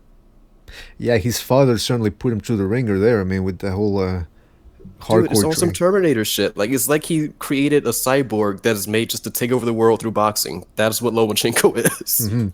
It reminds me a little bit of Roy Jones Jr. I mean, from what I remember, his father also bred him to box since he was young, and prepared him really in a ruthless way. Like Roy Jones didn't have a childhood, essentially, and Mayweather either, Floyd Mayweather Jr. Yeah, And, a lot of the great boxers are like that. But for Lomachenko, I feel like it's even a little bit more than that. Like it's like the training itself is a little bit different. Like it's a little bit more extreme. But as far as top boxers being like bred to box, that's like not always, but I say that if you want to be an elite boxer, you're gonna need like generations of boxing. Like What do you it's mean by not that? something that you just step on. You have to be like 7 years old at a fucking gym and learning from that point okay. on most of the time. Yeah, that's a good point. Because I mean, look at all the examples that prove your point. Mikey Garcia started boxing when he was 6, 7, I think. De La Hoya too, Mayweather. I mean, I'm talking about guys recently. Exactly, yeah, and like top level. Right. Roy Jones, Hopkins is an exception, but Juan Manuel Marquez. Sergio Martinez is a huge exception to that too. Yeah, he's one of the He biggest. started man. boxing when he was like 18. Yeah, man, and he was a soccer player, I think, before that, like some sort of minor league soccer player. Yep. But now I wanted to ask you, man, do you think now that Lomachenko has gotten this win, now you expected it, but do you give him any credit for it? I mean, I give him credit in the sense that it's a good win. He's the first guy to beat Rigo, and Rigo's like a 2-time Olympic gold medalist, but it's nothing that makes me think any differently of Lomachenko. I still have him exactly where I rated him before, which is pretty high. I still have him like third on pound for pound, just because like third or second, either one is fine, but I don't have him as number one because this is what I thought was supposed to happen. Well, that's the thing. People are saying, Crawford should be number one. Some people are saying it should be Golovkin. Some people say it should be Lomachenko. Can we all just agree that Lomachenko is one of the best? Yeah. And like, I don't care who you pick out of those three. And like, as pound for pound is like so subjective that it just doesn't even matter to me, really. Yeah. Yeah, I agree with you right there, man. Wait. I can't agree. I gotta wait. He's in there. He's good, but I gotta wait to go. For them to fulfill my expectations of what a fighter should have to do to be there. I like I said, I can't reward year layoffs and 2 division jumping, or I'm going to get more of it as a fan, and I'm not thrilled with that. I'm upset with having to talk about that pre-fight and post-fight. So if I reward it, what gives Bob Arum then has the incentive to keep doing it, So I can't reward it, but I do think he's skilled. I think he's a nice fighter. I'd rather reward Usyk right now. And like I said, pound for pound number 2, Alexander Usyk. He's doing it the right way. He's going to have to fight the people in his division. Look, he can't drain them. He can't bring them up. He can't tell them, hey, my promoter's not going to give you a deal, or, if you beat me. He's got to run through them. And so far, so good. And I rank him higher than Lomachenko. Lomachenko is skilled like him in a way. I just want to see, see him do it the right way, man. Gaia 500. What do you think about that? You're not gay if you close your eyes during sex. What the fuck? Okay. What? You typing this shit in? No, I'm not typing that shit. I wish I was. I was. You got to get a secret to that machine, no way. Yeah, you know what? It's when we have a bunch of Japanese people locked up in our basement, a bunch of illegals, and we're paying them rice in order to make this computer. But I guess no rice for tonight because the computer turned out to be a piece of shit. Victor, I wanted to ask you, man, in terms of pound for pound, and you too, Lopez. But I'll start with Victor. What do you think is a better win? Lomachenko's win over Rigondeaux or Terence Crawford's win over Victor Postol? Rigo, actually. I don't rate Postol that highly. Like, I figure low place probably will because, like, that's the same division. At least it's not like Postol, like, jumped up 2 divisions to fight Crawford. But the way I see it, Rigo's just better than Postol. Even with the age difference and all that shit, like, Postol is a very, very limited fighter. So like, even he with showed the, that in the Crawford fight. So I think pound for pound, Rigo's just better than Postol. Yeah, So I would. You're right. I would definitely disagree there, and on this, not just because of the reason you said. Remember, Crawford went to another weight division to take him on. Not straight jumped up. Don't get me wrong, but another weight division. This man had just knocked out Lucas Matisse. Some of the holding was a bit excessive, but then Terence Crawford also held him a bit. Um, yeah, man, I gotta go Crawford. I mean, I'm not saying it was the most impressive, dominant performance, but if you're saying, I mean, if you're saying who got the better end result, and then don't look at the fight, don't look at the context of who the fighters are and where they actually belong, as opposed to where they are, I would say Lomachenko did get a stoppage. That's more impressive. But then the context of the name says, and the meaning of the fight, that was for the lineal title at 140 pounds. Victor Postol was ranked number 1. Terence Crawford was actually rated number 2. So gotta go Postol easily. Just by telling boxing pat on the back, he did the right thing. You know what I mean? But I think Postol actually was coming off a layoff a bit in that fight as well. But I look at him and I say, yo, didn't you? He told HBO or somebody he wanted like 3 fights before Crawford one time. I'm like, they're not gonna give you that after the performance you just put on. You know, with the holding, and then you finally got the knockout. But I can't remember how long it was coming off a break. But he had been, you know, they were saying, hey, they want to unify forever. And I guess he finally took the fight. But I would definitely go Postol. See, people in the chat, I'm surprised. They don't think very highly of Postol. I mean, I was impressed with Postol. He's not that good. He's not that good? He's like that. He's not. He's like that old South Eastern European boxers where they're like slow-footed plotters. He has decent power, but that's it. Like, his technical skills aren't really that great. Let me ask you though. Okay, do you think he could? So Rigondeaux can't be a player at 130 if Lomachenko moves on. Postol is still a player at 140. That Crawford is gone. Well, one thing with that, 140 is incredibly weak. I mean, Ndongo's like at the top of the division, and Ndongo is pretty bad as far as his fundamentals. He's long, he's big, he has power, but he's not a great boxer. I'm just going by technical skill here. I don't know if I say weak. I say wide open. I'd say wide open more than weak because you got Crawford made Diaz look weak, but Diaz isn't weak. And if he stays at 140, Bartholomew 2 division champ, Relic is there, Mikey Garcia potentially there, and Dongo, who White burns completely out when they fought. Who you're looking at the swamp? What's it called? The Rougarou, the swamp monster. Progress is a monster just running through people. I think all these guys have a chance to, you know, make that division entertaining and it's wide open. Somebody comes through it. I gotta be impressed with that person in a way.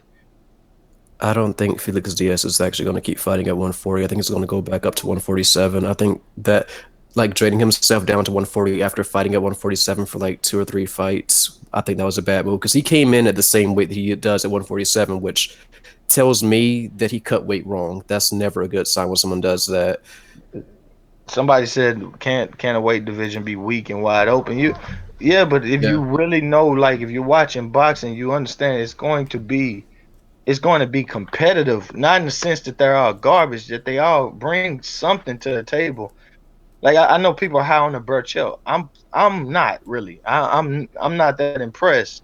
I think all of the guys that I just named potentially had a chance to say I'm more, they're more adequate to be a champion. That's just my opinion. 140 it's gonna be fun if they make these fights the right way. And understand the guy who got knocked out with the dreads, Miramon. He's a ridiculous kind of puncher that could fix his issues like Jack and Stevenson and be a huge guy at that weight. So I'm just not selling that weight division short. I'm not saying it's the best in boxing, but when it comes to mid-level somewhere, I'll put that at the top. Well, you know what? I like the Postal win. I think it's not only one of the best things Crawford has done lately, obviously, but I think it's one of his top wins. I mean, people are saying that in the chat here, people aren't impressed by Postal, but come on, it was a big win, man. He dropped Postal twice, I believe, ran circles around him. He outboxed a taller guy who is very good at using his distance as well. I mean, it was an impressive win. And on the flip side of that, you could say that Lomachenko's win over Rigondeaux was over an older fighter, shorter, smaller, and inactive. But again, It was a pound for pound fighter, by the way. it was a pound for pound fighter. That's the other thing, though. That's the other thing. So I think they're pretty good. If you want to argue either way, I mean, I don't mind. But that's why I was wondering, man. The people who are saying who's number one, Crawford or Lomachenko, they both have comparable wins if you think about it. I mean, you look at Nicholas Walters. Somebody asked in the chat, what has Postal done since losing? Well, what has Walters done since losing? Well, he's been MIA. So I don't know about that. Yeah, I mean, Walters wasn't even a top 10 130 pounder at the time of that fight. He never made it into the top 10 at 130. And I backdated those rankings to show people that when I was begging for the fight at the time when I got it, I was upset. I'm like, Bob, you're killing my vibe as a boxing fan, and it's continued. But Like did that's just a fact. Did Walters decline, or did the rankings just change? No, 'Cause it seems like he's the same guy. no, he wasn't. He wasn't ever ranked at 130 after the Sosa fight, and Bob didn't get him any more fights. Like it was funny because when he was going into 130, they was mentioning Uchiyama Walters, and I'm like, oh shit, they trust him that much to take him and fight Uchiyama right from 26. He gets the Sosa fight, he gets the draw, and it's basically, oh my god, dude, it's basically downhill from there. And no more fights. They just gave him one deal, and he told Lomachenko and Aram, "Hey, I don't like that deal." And he's I'm a fun hungry fighter, and too. they couldn't find anything else for him. That it's kind of just sad. And back to the rankings, he wasn't even ranked. You can backdate the TB. I can't pronounce their names for shit. I think it's TBRB. You can backdate their rankings, and that's like the only one that'll give you that, and he's not there. But like I said, with Postal, he was either one or two. So I mean, it's Postal easy. One for lineal title, the other one's just for it's a top ranked fight. Come on, man, come on. In my opinion, Bob Arum seems to trust Crawford more than he trusts Lomachenko, and he's rightful to do that because he's seen Lomachenko give up a win, give up a fight before. Not give up, but take a L, I should say. So, but he's not going to trust him at welterweight. That's for damn sure. He's about to steer this shit the right way, or Spence is going to beat the shit out of Terence Crawford. That's just one man's opinion over here. Now, do you guys think that if Golovkin would have beaten Canelo, let's say the fight would have gone exactly the way it went, and he would have gotten the decision, which he should have, do you think he would have been number one pound for pound despite everything that's going on this past week? Yeah. I still have his number one pound for pound for me because I don't really care what two judges say about a fight that I saw and scored it the way I did. Yeah, that's that. Okay, so. Or let me rephrase that. It's not just me. Like, if the general public disagree with me, I'll be like, okay, fine, y'all can have that. But since like 90% of the people go at Golovkin winning that fight, Golovkin won that fight. Well, that's the thing, because we saw what happened in the ring, like you said. But then at the same time, do we have to abide by the official decision? And not if you don't want to. I mean, it's your list. You can do whatever the fuck you want. Well, it's the same thing. Like when cops try to arrest you, and you erase that from your mind, like it never happened. I mean, it did happen, but at the same time, hey, maybe you were in the right, and those lousy cops didn't deserve to arrest you. I mean, I don't know. Is it the same thing as that? It's not the same thing at all, because we're talking about like our own personal pound for pound list. We're not talking about like our arrest record. That is a concrete thing. The entire concept of pound for pound is like abstract. This is some shit that we're making up as fans, really. Yeah. Well, first of all, I don't have an arrest record. I don't have an arrest record. Incorrect. Oh no. Okay, whatever, man. But Lopez, what do you think about that, man? If Golovkin would have gotten the decision, do you think he'd be number one pound for... no, wait a minute. I already know Lopez has Stevenson pound for pound number one. Yeah, I would have put him. I would have put the winner of that fight in my list. And because like I said, I only have 7 in my list as of today. I don't really look at anybody at 8 and 9 and 10 and say, oh, you deserving just because those numbers have to be taken up. But I would have made room for an 8 and probably jumped them over somebody in a 2 to type 5 or somewhere in there to fill my list with one of those as the winner. But Wait a it minute. was close. Both guys showed flaws, a lot of flaws. Canelo, horrible stamina, horrible game plan. And when you're tired, you don't just go to the ropes. You can, if Golovkin doesn't jump around you, you could shoulder up with him. He might step back. Every now and then he'll jump around you, but you just got to tell your stamina reserve, okay, we got to react to that. And then he'll take it easy on you just trying to land his shots. And you have to be in the pocket where you're actually the better fighter in the pocket and return fire. But instead, he just backed into the ropes and Golovkin, the head movement, my goodness, man. Like, yes, it's a chin on the man, but the defense is, come on, man. Like, I it's got to strongly be. disagree with you. Golovkin was not getting hit that cleanly that often in that fight at all. Canelo really landed less than 100 shots on him. No, sir. Dude, there's video evidence of this. Sir. Yeah, video evidence I've watched a few times with my own eyes, and the man's he's getting hit in the full fight as I watch the fight. He's getting slapped. Didn't you say you didn't want to watch the fight again? Fight. Because you didn't give a fuck. You said, I don't care about the fight. I don't need to watch it again. No, I didn't plan on doing it. Dude, I love you.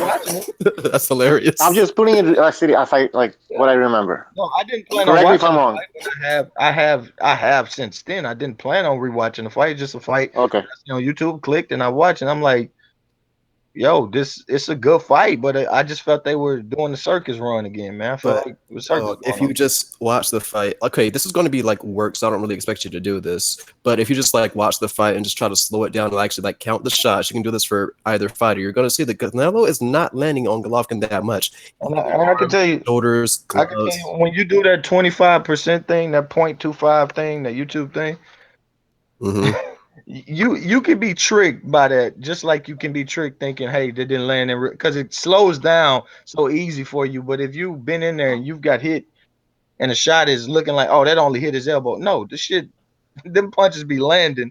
It's Are you arguing that you can't tell the difference between an elbow and a face if it's in slow motion? No. I'm just saying, when it's slowing down, so when your mind, the perception in your mind said, look how slowly that's coming. That's what you've done. You slowed it down yourself. And you're looking at that and it's barely tapping. In real life, that thing is getting there. All right. I'm not going to continue this at all if that's what you're saying. No.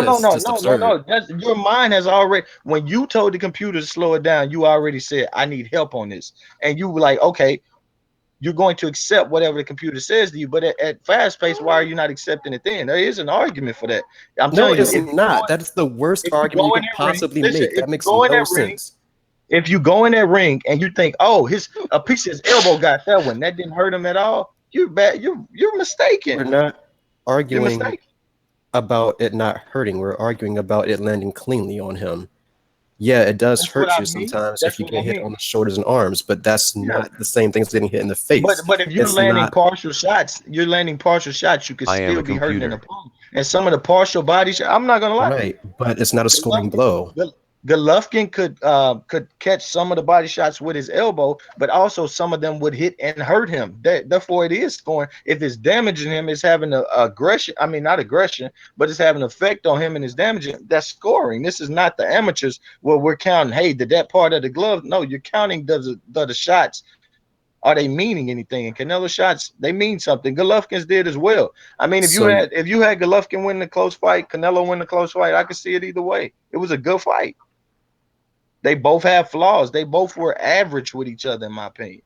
This is the most absurd thing I've heard. I'll say going into the fight, I thought Canelo was going to blow him out. And Canelo showed me he could have. He just doesn't have the reserve to do it. The easiest adjustment to be made in this fight, and who can make it, Canelo should work on his stamina. And I think he wins the fight easy. Just one man's opinion. Fuck Triple G, let's talk about something else. I would, I don't know. He's a good subject. Triple G, a good subject. It is, man. It always. Wait, Lopez, you don't have Triple G in your top 10 pound for pound list, right? Nor Canelo. Okay. You caught me off guard here. I was eating a fucking banana. I wanted to ask mean- you, low place. I wanted to ask you a question. You say you only have 7 guys in your pound for pound list. Yes, yes. The last 3 spots, 8, 9, and 10, Hmm. they're waiting for somebody to do their damn job and earn it, man. They waiting.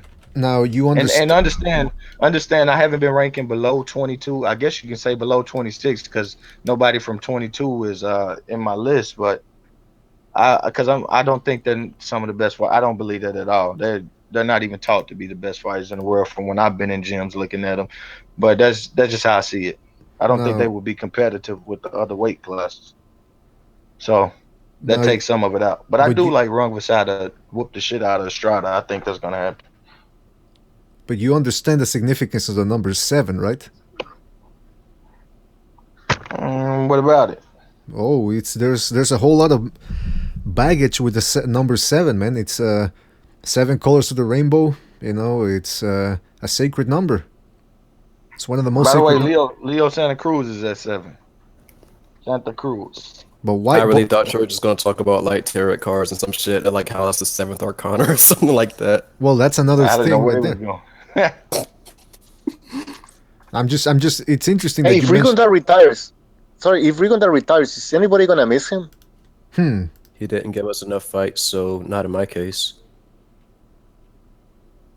My answer is no, but I just wanted to know what you guys thought about that. You know what? I hate for him. I think he was, since Uchiyama lost, I may be wrong on this, but it's at least close. I think he's been a champion since 2012. Fighter of the decade is coming up, right? Right. If he's been a lineal champion for about maybe 3 or 4 years, if he reigned down there and he stayed down there and found a way for the opponents to fight him, he could easily put his name in, say fighter of the decade, some way, somehow. And he fucked it. He fucked it up, man. Like, so I'm not gonna miss him per se. I'm just gonna, I just feel sorry for the dude in the sense that dumb lineage. Like I said, man, like for me anyways, he would have been in the conversation. You reign in a division that long and nobody wants to see you. If other fighters don't want to question you, who the fuck am I to question you? You know what I'm saying? That's how I feel. See, this is the biggest problem I have when you do these lists. You say things like that, but then you exclude smaller fighters. But it's like, are you going by skill or are you going by dominance in their respective weight class? Because it sounds like you're going by domination in their specific weight class based on like what you're saying, but then you say other things that don't coincide with that at all. It's like you're just arbitrarily changing your criteria for this, which is fine in a sense because it is your list. You can do whatever you want. I'm not changing anything. What I've said before is I'm looking for people who transcend that class and make me say, yo, he just wouldn't be good at the light weights. He would be good wherever he wanted to be, pound for pound, if he could make, you know what I'm saying? If he was actually a welterweight, his style, what he could do would be good there. And I think Donaire done that for me. And I caught on to him. I respected when they rated him pound for pound. I think Rigo hopped on and said, damn, he took it away from him. I didn't think a guy like Yamanaka was capable of that. I didn't rate him.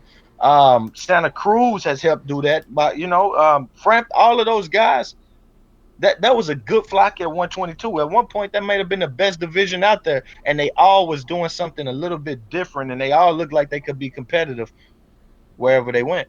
Okay, so skill and transcending your weight class, so moving up in weight. So why is Mikey Garcia not at in the 5, and why is Pacquiao in the same thing? Because they moved up more than pretty much anybody else. No, it's not. I didn't say moving up. I said you're talking about transcending what we see in that class. Don't look like don't tell me, Steve. I'm right again because I'm gonna break it down. When he said Chocolito, #1 pound for pound, and he was struggling each time we seen him, and that's what I mean. Don't try to sell me that. You have to show me more than a small man skill. Belts change hands down there so much because they're not taught as much as the other fighters. It just is what it is, man. I'm right on this. They are good for each other, but they're not pound for pound better than these other classes. They would have no clue at the styles they were looking at, man. Lordy. They just got to transcend their class, not move up in weight. I'm just saying transcend what little men look like. And like I said, I'm about to stop looking at 22 now. I wanted to stop looking at 22 during Rigo's run. I actually did. But it's another Mexican fighter down there that I'm seeming to like a little bit. That he just fought the other day, and I can't remember his name. You're talking about Ray Vargas? Say again, WBC champion down there. Ray Vargas.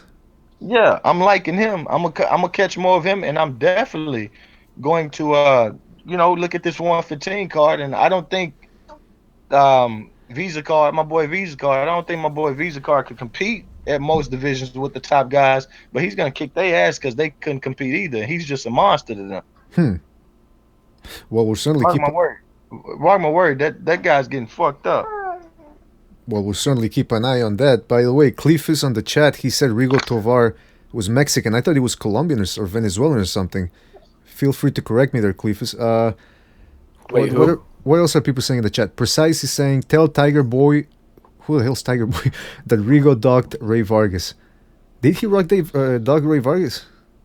I don't even follow this whole thing about who's in negotiations with who. I heard somebody else claim that as well, but I didn't see anything on it. I seen Magdaleno say he wanted the fight, and then Top Rank came out like we won't make the fight. I never seen anything with Ray Vargas at all, and he just won his title like 2 fights ago. So if I don't know if I think is it Golden Boy pushing him? Yeah. Yeah. I don't know if that's. Well, who are they Precise- putting in tough fights these days right now? So Linares is in tough fights. Nah, Canelo finally. Like I really don't have any need to believe that just by their track record. Precise is saying that WBC ordered the fight, and he's telling me to Google it. I trust Precise. I mean, he follows his things pretty closely, so it might have happened that way recently. Read Covert Operative. His comment. He's saying low plays. What about Ivan Calderon, Celestino Caballero, Hosumi Hasagawa, Oscar Omar Navarez? You ain't got a clue about lower weight classes. Wait, Covert Operative says he's already schooled you on the lower weight classes. Is that true? Well, I think Lopez is handling his kid right now, so maybe he can't respond right away. But we'll get back with him on that. Nicola Ferrari says Rigo docked Cave, Tede, and others. I guess those are the freaking nicknames. John Wilson is saying, you tripping. Prime Pretty Boy Floyd would stop Loma at 130. That's... listen, Floyd Mayweather at 130 was extremely fast and just as slick as he is now. Sasquatch is saying, can you compare Rigo and Floyd's, or is Floyd just much better? I would say Floyd is better because at least I think they fight differently. It's kind of hard to compare in that sense. Floyd is better, man. He can fight on the inside. He is. He I got agree a with complete game. Yeah, because he can fight on the inside, and Rigondeaux can't cut off the ring for shit. 13 rounds of boxing. Rigo is actually pretty limited. He is, isn't he? He's one-dimensional. He's good at what he does, but he's pretty fucking limited. I completely agree, man. I don't know if I say limited because once again, like he's one of the. He has one hand. I call it no. Let me explain. I call it like the 1%ers in boxing. And I thought Floyd and Manny were in this. Guys fighting at the weight that they are not rehydrating ridiculous. No ridiculous rehydrations, and they fighting these much bigger fighters. So that alone is going to limit what you can do and what you're willing to do. Your mind. Once again, your mind tells you this guy's big. Let me stick to what's going to work. But if he was fighting a 118 or that wasn't too huge, you may see him inside the pocket looking better than Floyd. I don't know, but Floyd, I would say Floyd, even with bigger guys at times, did show more than Rigo did.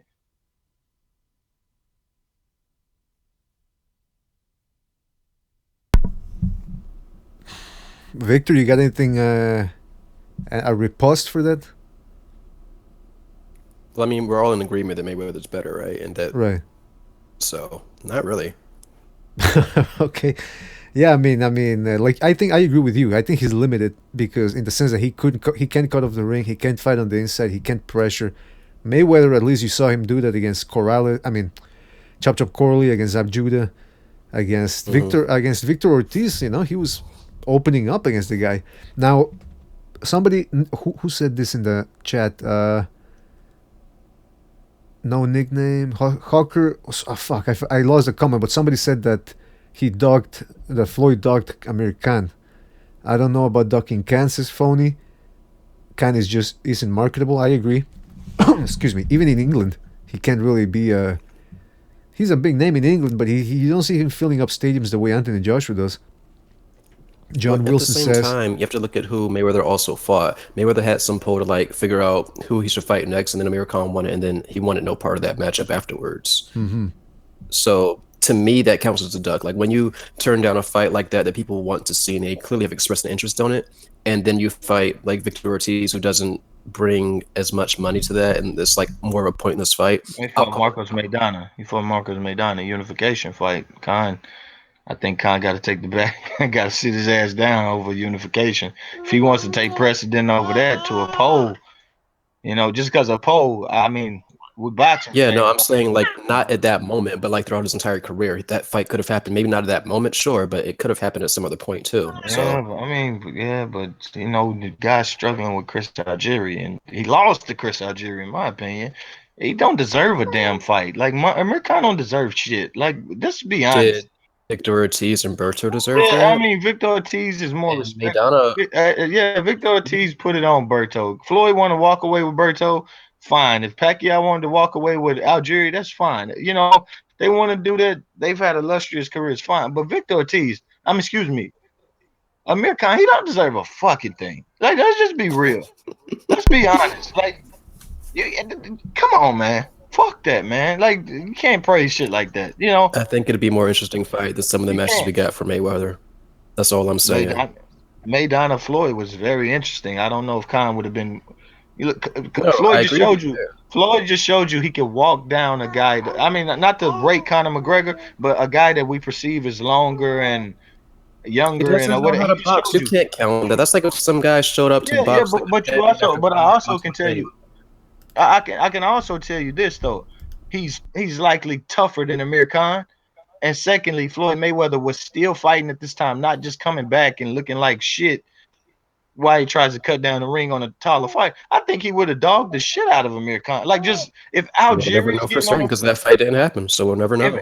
It doesn't need to. If you can't beat Algieri convincingly, we don't even need to speak of you in the same breath with Floyd Mayweather. If you can't fight, if you don't have a belt around your waist and you're still taking 2 years out the damn ring, and doing things of that nature, why are we even speaking of you? You know what I mean? Nobody's gonna miss Amir Khan.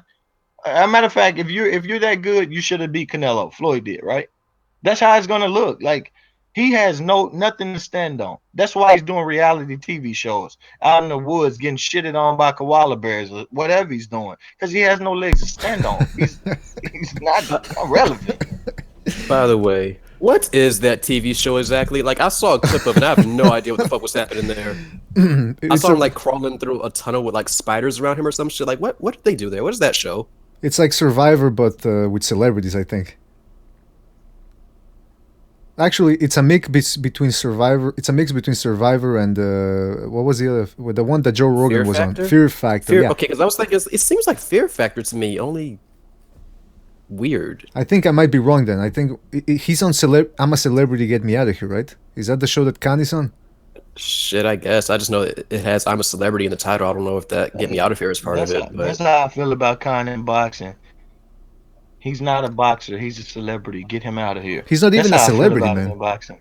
I don't even think he's a celebrity. I mean, is he a famous guy in England? Yeah, he's a celebrity. Yeah, he is. He truly is. I imagine that any athlete would count as a celebrity. I mean, like, he's a former champion, and yeah, he's well known. Like, he's well known. He's good over there, man. And like, shows like that, it's not like they get like famous actors most of the time. I imagine that they get like football, basketball, or not basketball because UK, but like soccer, whatever the fuck else they have there that they do a lot. I don't know what they actually do in the UK. Oh, not brushing their teeth. That's what they're not doing over there. But I mean, yeah, I get what you're saying. They get like B-level celebrities or even C, like in the United States, when they have these reality shows, they get Gary Busey, George Takei, and all those other. Right. They're not really celebrities. Did you guys see that? What was it? Fear Factor. I think the last episode they canceled it because 2 women, the contestants, were gonna drink donkey cum. Did you guys see that one? I'm not watching that fucking shit. They probably drank it in their personal lives, so who gives a shit? Donkey cum. I mean, they were gonna drink donkey cum. What do you want from me, man? That's what they were gonna do, and I think they went a little too far. My question is this: these girls had to drink donkey cum. does Amir Khan in the next show, does he have to drink the Anthony Joshua's cum out of his wife's Wait a pussy? minute, hold up. Oh, yeah. I just thought about something. How did they get the donkey cum? What was the process of getting that? Well, Victor, that's a good question. I assume that they had to get somebody, probably somebody that's Who mentally. was the person jacking off the donkey? Well, What did they get? Have you ever been to a ranch before or a farm? I know a guy. I know a guy who might be capable of that, but I'm not gonna start any trouble on the internet. He know who he is. He's thinking about it right now, maybe, if he's listening. Wait, what are you talking about, man? I know a guy. Come on, I'm not gonna start any trouble on the internet. give us a clue, man. Come on. No. Matter of fact, since he took shots, because he called me Tiger Boy, sounds like right up Precise's alley. Don't he have a farm and shit like that? Ain't he an animal man? Oh. Maybe he jacked off the donkeys for him. I don't Whoa, know. whoa. How much does it pay to jack off? He took the first shot, didn't he? Fight. Call me Tiger Boy. Fight. Fight. Yeah, we're gonna get a fight there, Gaia. Don't worry about that. Usually, if you're in a farm or in a ranch, in a rural area, it's small knit communities. Everybody knows each other, and there's always one guy that's mentally challenged, and usually that's the guy that you get. You throw him a couple of bones, a couple of chicken bones with a little meat on them, a little chicken, and that's his pay. And he goes there and he gets the donkey cum out of there, or any type of cum. It doesn't have to be donkey cum. It could be cow. I mean, not cow, obviously. Bulls. Could be horses. Even pigs. I hear pig cum is pretty big in China. But anyway, we're not gonna get into that right now. Where do you hear that pig cum is pretty big in China? How do you find that out? Well, I heard that warm panties, soaked warm panties are big over there. oh yeah. You can buy them on in a vending machine, I think.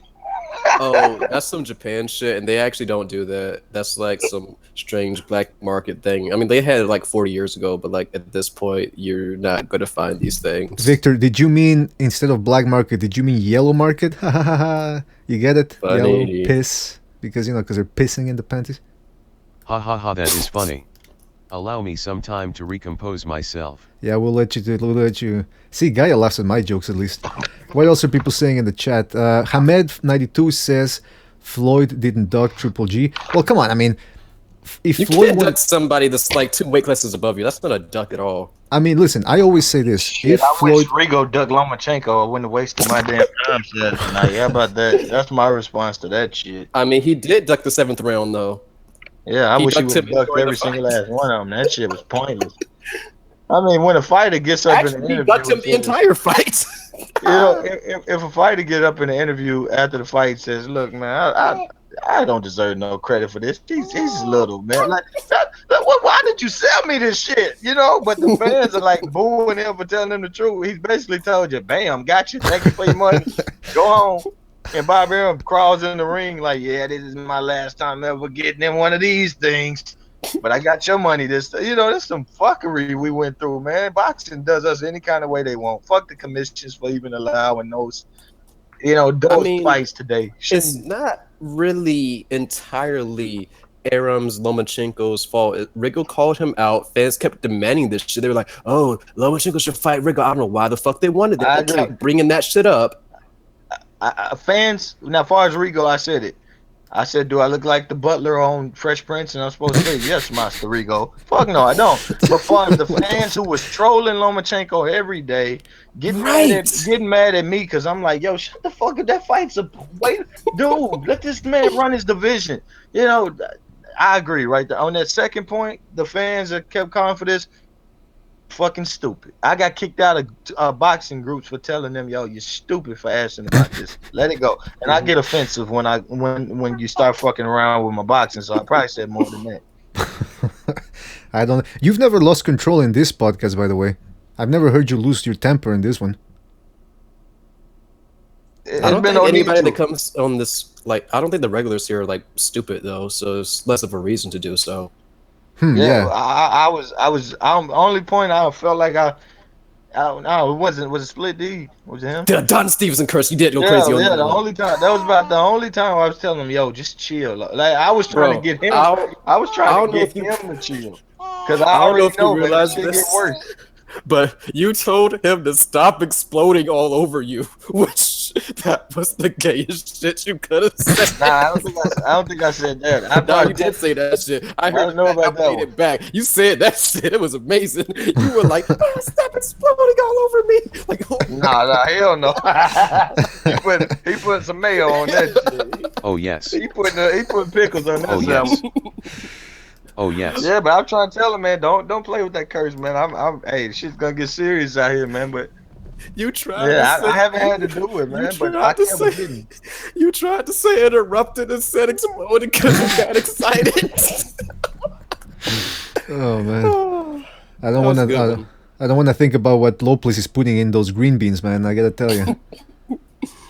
What else people are saying? People are in the chat room. People are telling us to stop perving out. They think we're going too far with this. Omar Ali, shout out to Omar. He's saying, "Yo, precise. You heard the conspiracy theories about Loma and Rigondeaux? Yeah, people are coming up with those."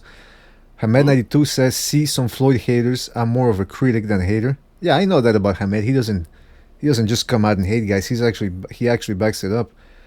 Some people are saying here Floyd didn't dog Triple G. Well, like I was gonna say, Triple G was too big.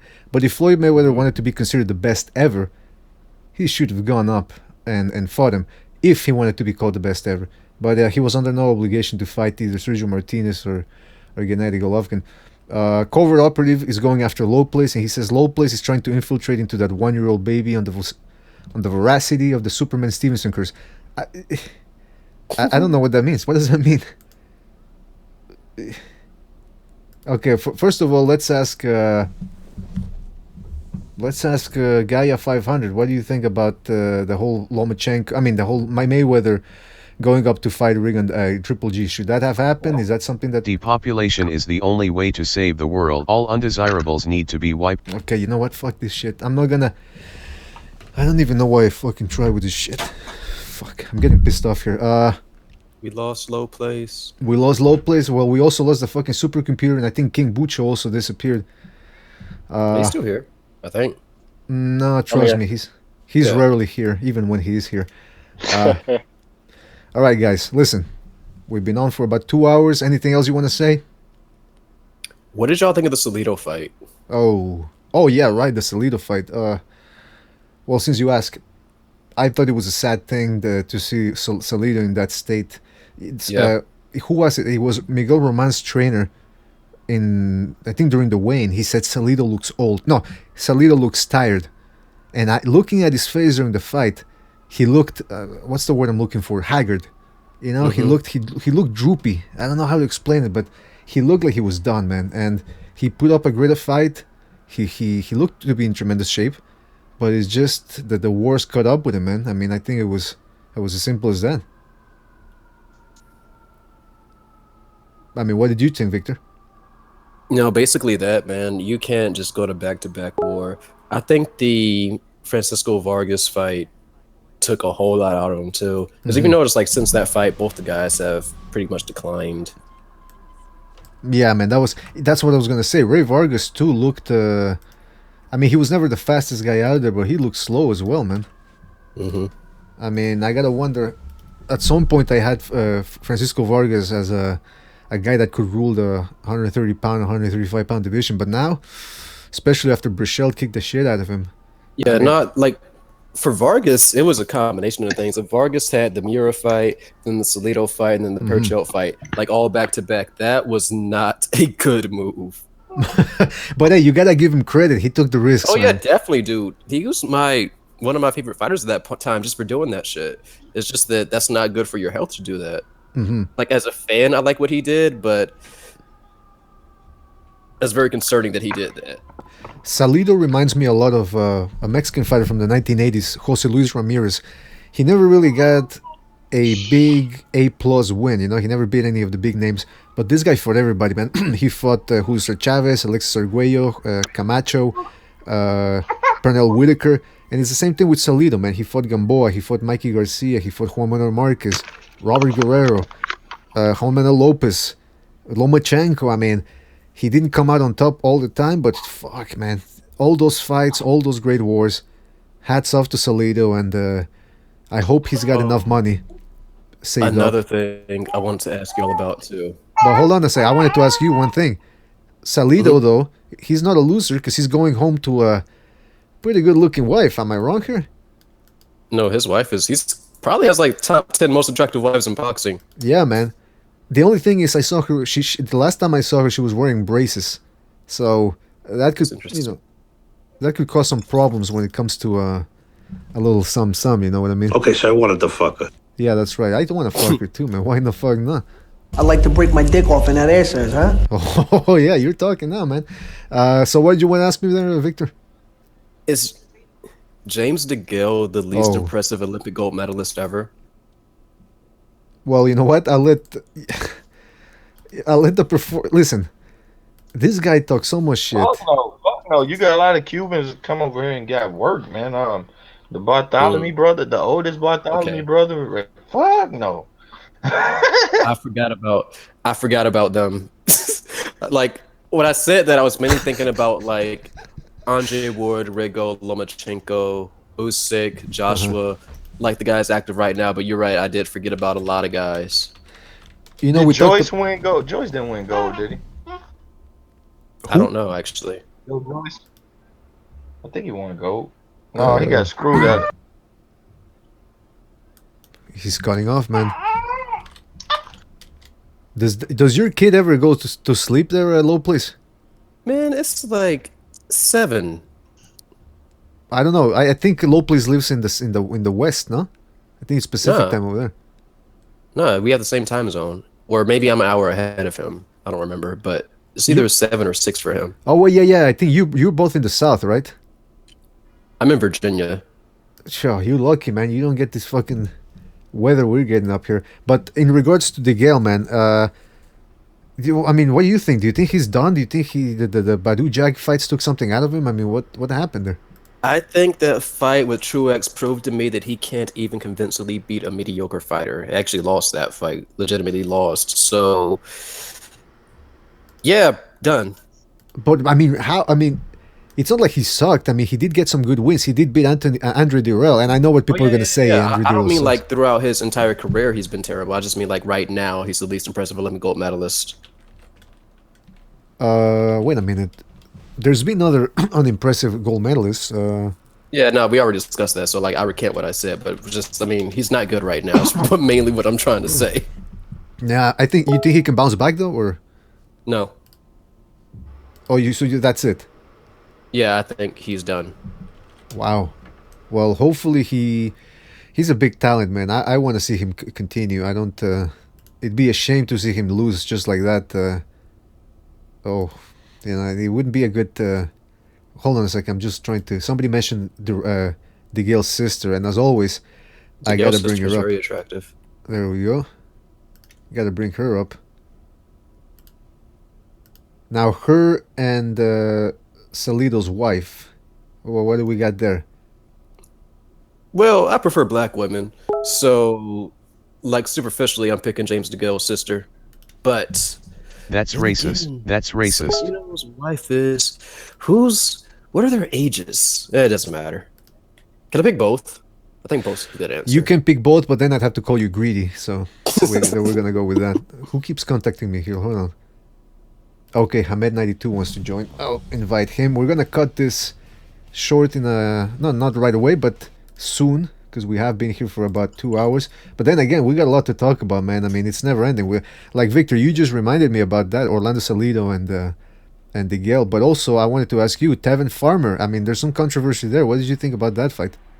From what I saw of it, I couldn't catch the whole fight. I saw like about, I guess, 8 rounds of it, I want to say. But from those 8 rounds, it looked like Farmer was winning. Out of those 8 rounds, I had Farmer winning like 7 of them, I want to say, or some shit like that. So for me, it was mathematically impossible for, I forget his name, Ogawa? Ogawa to win. So it seems like a robbery to me.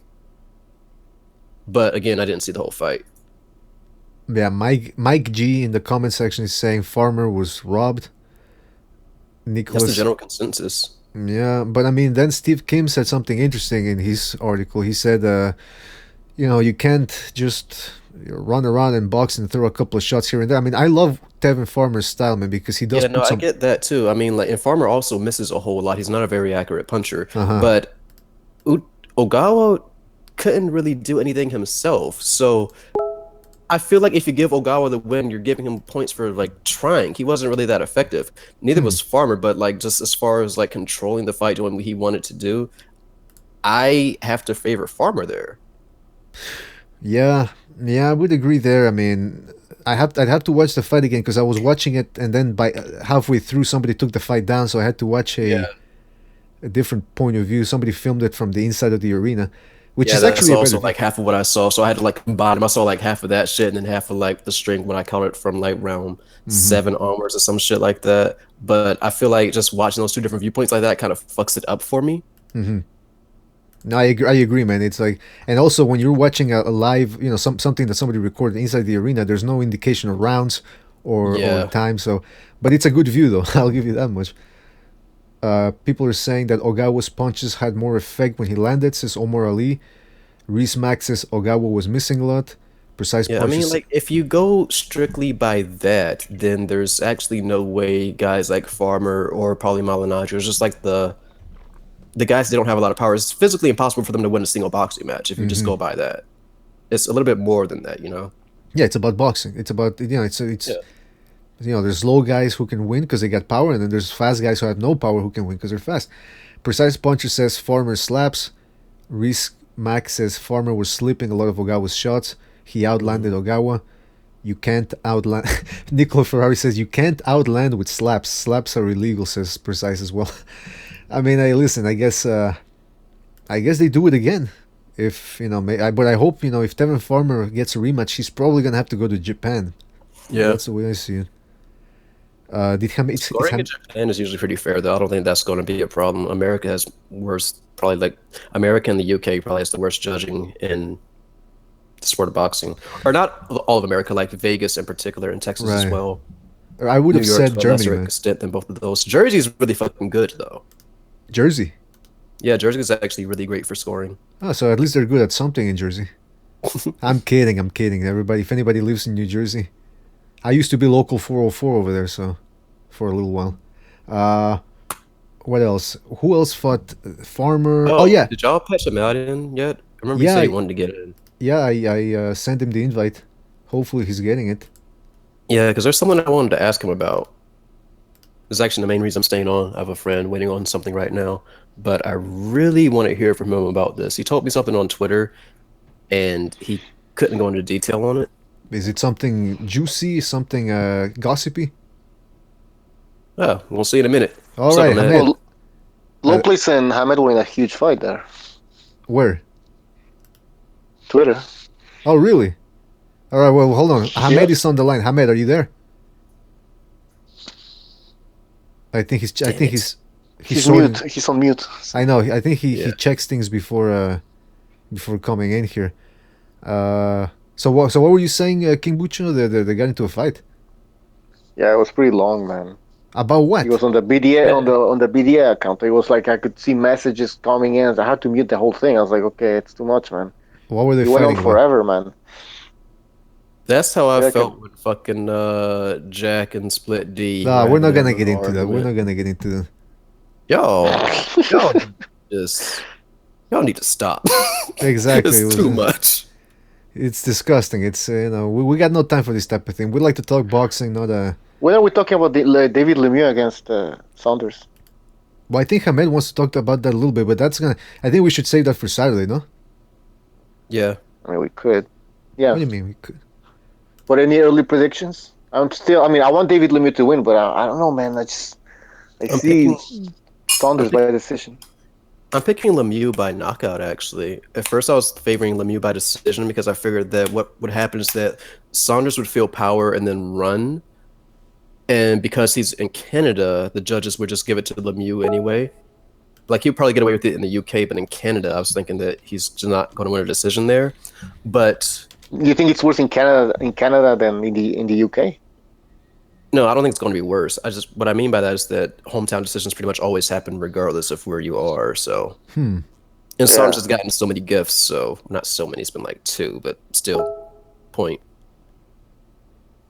I think what would happen is that he would get used to being complacent with the judging system, and that would probably just fuck him over in this fight. But the reason why I'm picking Lemieux by knockout now is that Saunders has a few habits that I think would hurt him against Lemieux.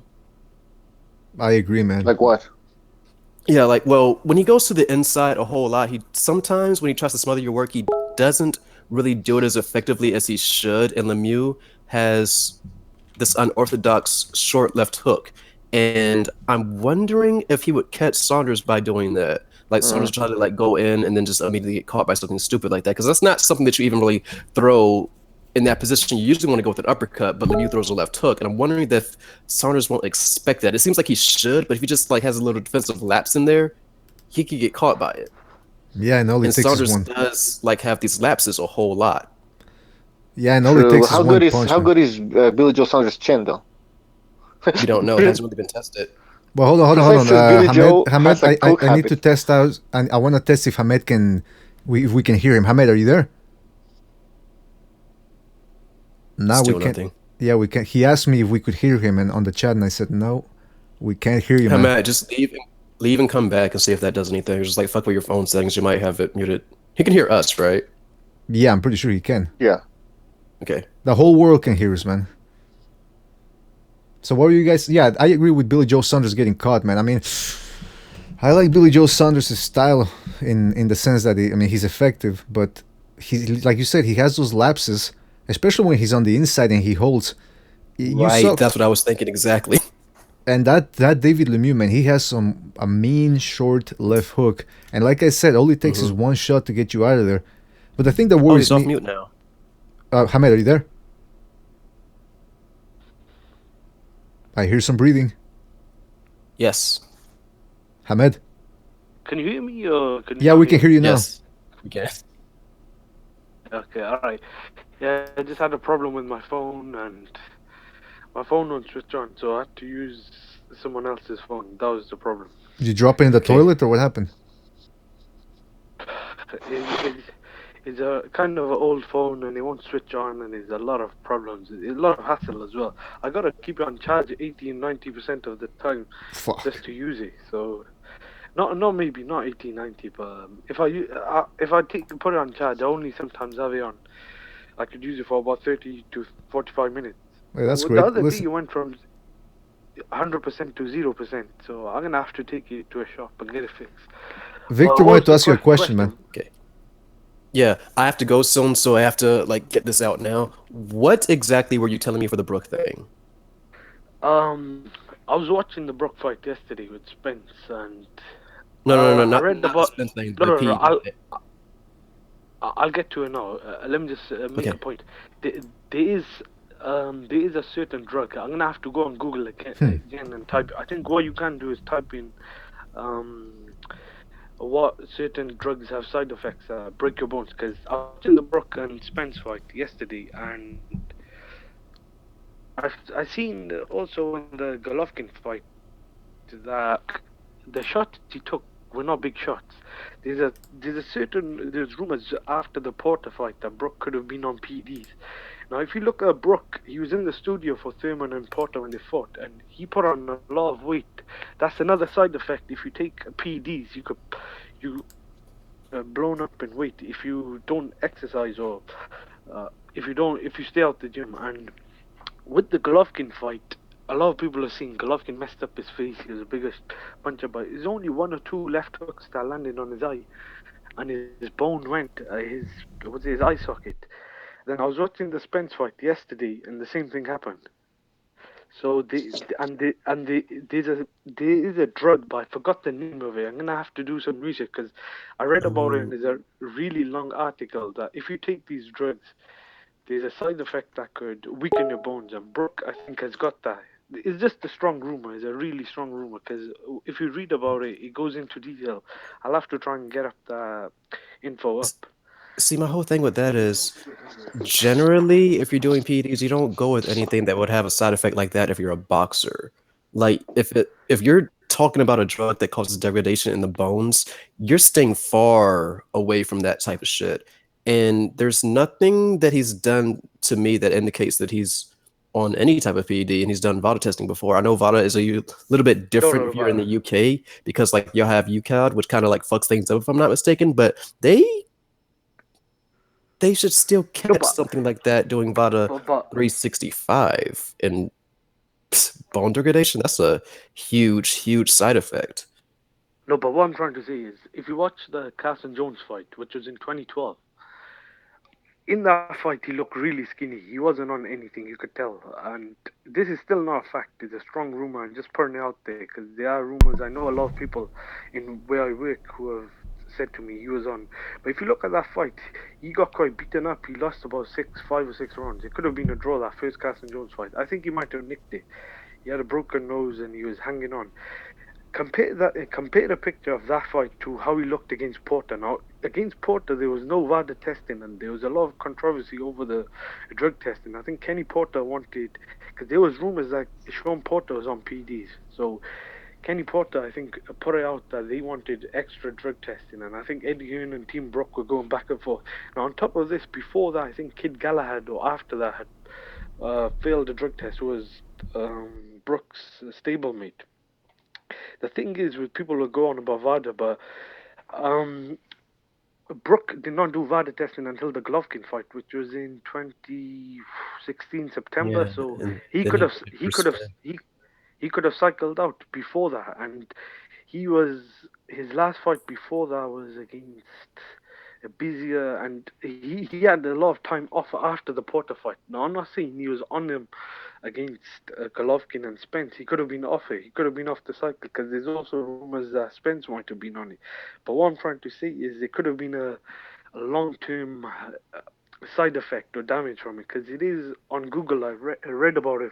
It's a good website, but I'm gonna have to look back at it, because the drug is a I'm not too common with the drug, but I think it begins with S or something. But the drug does have a side effect where it says it'll make your bones brittle, and I think Brook's bones were not always brittle. I mean, when he fought Porter and I can't remember who did, Carson Jones and Senchenko, he did take some shots off him. I know they're not Golovkin or Spence, but he didn't have any trouble with his eye, because he was cut against Porter as well. I think it was a head clash or a shot, but he was cut over 1 or 2 eyes. So it could be. I'm not too sure. It looks like he might have been on something. That's all I would say. That does not sound like a good argument to me at all. You don't think? Because I told one of my guys that works in my work. He's my cousin also, and he was telling me Brook was on something before. He said Brook has been juicing up. So I told him about this, and he said that must be true. He said that's how he's got the bones. Because do you know any other boxer who has suspect bones? The way his bones have just been, his eye socket, I mean, has just been playing up. That's a freak injury. Orbital bone breakings, that's not very common. He had 2 different bones breaking consecutive fights. But the thing is, if you're boxing and you're going to do PEDs, you're not going to pick something that has a side effect of degradation in the bones, because there's so many different drugs out there that you could use and get the same benefit with a different side effect. Now, I don't know what drug you're even talking about, but there's a wide variety of things. There's so many different chemicals out there that you could find something that doesn't have those effects. I don't see why anybody would take this field and go with something that would damage your bones to that extent, where because you're getting hit you expect to get hit all the time. So you're not going to pick something that would fuck you up that badly ever. No, but it could be a side effect on him, and he probably never knew. That's not how that works at all. You are very familiar with these things. They always have testing not testing, but they always tell you what the side effects are. Anybody that uses knows the side effects of whatever drug they're taking. And no, but I'm saying some side effects don't work on everyone. No, that's a normal thing for all chemicals, but it's still a risk. It will have this may cause whatever the fuck, degradation of the bones, loss of vision, anything, fatigue, liver damage, all that shit. That is all there on the chemical, and you're gonna be okay, I'm not gonna fuck with this because this might happen because it says that it might happen. I'm gonna pick something else that's a little bit less extreme. you're not going to go with something that would cause degradation of the bones unless you're retarded, and I don't think Brook is retarded. You don't know. The on both sides is 50-50, I'd say. The thing is, you can't say that because Brook could have been thinking about it short term. He could probably be thinking, I could become a world champion in that time. I could become, because I remember No. let me just finish what I was going to say. He after the Carson Jones fight, he said I got a new nutritionist and all this, and I've heard it from other people in sports. I think Djokovic, there's rumors he could have been on something in tennis. So as far as that's concerned, I don't think people think too much about side effects. I mean, Yeah, they do. Lamont Peterson took that I can't pronounce Testosterone and shit. Yeah, I'm sure that drug probably got side effects. So yeah, but those are normal side effects. They're not like degradation of bone type side effects. No, but it could be a rare side effect. You know, side effects. Everything has side effects. So it's not as if you're not going to take a drug just because it has side effects. No, I'm not saying that you don't take a drug because it has side effects. Everything has side effects, like you just said. I'm saying there are certain side effects that you're not going to risk if you're doing PEDs because you could find another drug that does the same thing, only without that side effect. Like, there's no reason to go with anything that would like cause degradation in the bones. That is terrible. It's the same reason there's a fucking SARM out there. I forgot the name of, but like nobody even wants to fuck with it because it causes a loss of not loss of vision, but like inflammation in the eyes, and you can't see very well, especially at night. People don't go with that when they go with something else, and that's just for SARMs. So, well, is there any other indication that Brook had trouble with his bones? I mean, in training, has he ever had any type of fractures or anything that would indicate? Yeah, you just said that in the Carson Jones fight, Brook had a broken nose too. No. A broken nose and a broken eye socket is completely different. I mean, yeah, but it does. The nose was gone from accumulation of 6 or 7 rounds of shots. I mean, even Golovkin has had a bloody nose, but it wasn't broken. I don't know if Brook had a broken nose, but it was a busted up nose. But an eye socket going is completely different. I mean, this is just from 1 or 2 shots. Now people say it was Golovkin and Spence, but how many guys have Spence and Golovkin hit? More times probably than Brook. Because I was watching that fight and Spence, I thought Spence was only winning about 5 rounds to 4 after 9 rounds. He wasn't up 8-1 or 9-0. So it wasn't a shutout. Brook was in the fight and he had his moment. So the eye socket, I think it could be from a long-term PD use, because I mean we're talking about 2012, 13. I don't want to say it's a fact. I just want to put it out there. That's all I wanted to put out, because I think we were speaking about the fight after the fight. I think you asked me. No, I don't know anyone who's had. Was it a broken eye socket? Like 2 orbital bones breaking in consecutive fights, but like different bones. I've never heard of that before, but that. But also, when I read about the drug, it's one of the least. Is one of the least common side effects of that drug. So it was just a side effect that I think that wasn't in the main. The main side effects were different. I'd have to go into this in detail, so I'd probably have to look into it a bit more. But I've spoken to other people who have said it is true that they've heard of this as well. So it's not just me. I thought when I found out about it, I thought that could be true, because it was a bit suspicious having back-to-back broken orbital bones, and it was a different eye. Against Spence, it was his left eye, and against Golovkin, it was his right eye. So that kind of made me think. I looked into it, and it kind of added up. The drug, I think, was to do with having bigger bones. And if you look at Brook in 2012, his jaw and bones were not that big, but there's a picture before the Porter fight. I don't know if BDA could Google it now, but if you could compare it side by side, Brook is suspicious of being on PDs. What do you want me to compare again? There's a picture of Brook at before the Carson Jones fight. I think the weigh-in of the Carson Jones fight, first fight in 2012, and then there's a picture of the Porter fight in 2014. But I mean, those gains could be pretty normal. There's like, he got bigger, yeah, but they're not absurd gains. He wasn't doing VADA testing, but he got a nutritionist, and that adds to that. It doesn't matter if you're not doing VADA. Threat has been detected. It's all fucking pictures, man. Can you believe? I'm not gonna Yeah, search for pictures on boxing scene anymore. They always give me virus detection. Sorry about that. Go ahead. Type in Google, but he looked Some shit. completely different. For an athlete, someone who's been working out their whole life, who's been boxing, to drastically, I thought it was a drastic, the way he built up and got ripped up. I thought, I mean, that's before the Castle Jones fight. That picture. Now, if you look Oh. at the Porter fight where he's clinching, he looks clean over there. I could tell who's clean, and I can't always tell, but I could tell he's definitely on something. Then there's a picture before the Porter fight where he's got his arms out and he's got like a V in his neck.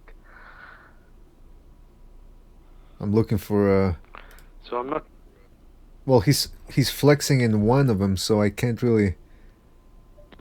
Flexing with with his, I think he might have a weight in one hand, or he's either flexing and he's got blue shorts on or something like that. I think. Yeah, that's Porter with the blue shorts on. Fuck, I can't find a good picture for that one. Wait, let me look for it one second. Well, anyway, man, listen. This whole subject. I mean, Victor Atkinson seems to be pretty knowledgeable on this type of subject, and it could be, like he said, it could be a bunch of things, man. It could be that he was on juice. By the way, Hamed did point out that he said allegedly. I mean, he's not accusing Kell Brook of being on anything, but it could have been natural gains, like Victor Atkinson said. I mean, I remember who was Floyd Mayweather when he went up from 135. And he fought a while in 140, and then when he moved up to 147, you could tell that his biceps were larger, his shoulders. So, I mean, I don't know. It doesn't always have to be PEDs or anything. No, but it could be different PEDs. Maybe. Some PEDs are steroids. Some PEDs are just,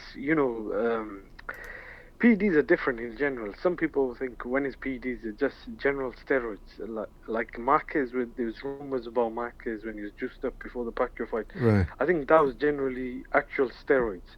But there's rumors about Pacquiao when he moved up. I don't think Pacquiao took actual steroids. He could have taken EPOs, which increased his stamina and his work rate and that. So, I think he might have taken some steroids, maybe actual steroids. So, I'm not too sure with the Mayweather situation. I've heard Mayweather might have taken something to Maybe. Precise.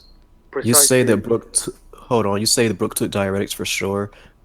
I disagree with you because I think if he was doing diuretics, he would have performed better in the Spence fight, like a lot better. Wait. But No, but he diuretics don't. wasn't- But yeah. Yeah, but I'm saying diuretics will. Like, let's say you want to make 147 and you weigh 153. You take the diuretics, you take a piss, whatever, I mean, it dries you out, and all of a sudden you make 147, but you still had to struggle to make that weight, didn't you? It makes it easier for you to gain weight or for you to lose the weight, and not only that, but it helps you replenish better for the next day for like when you actually compete in the ring, and also a lot of them are also masking agents.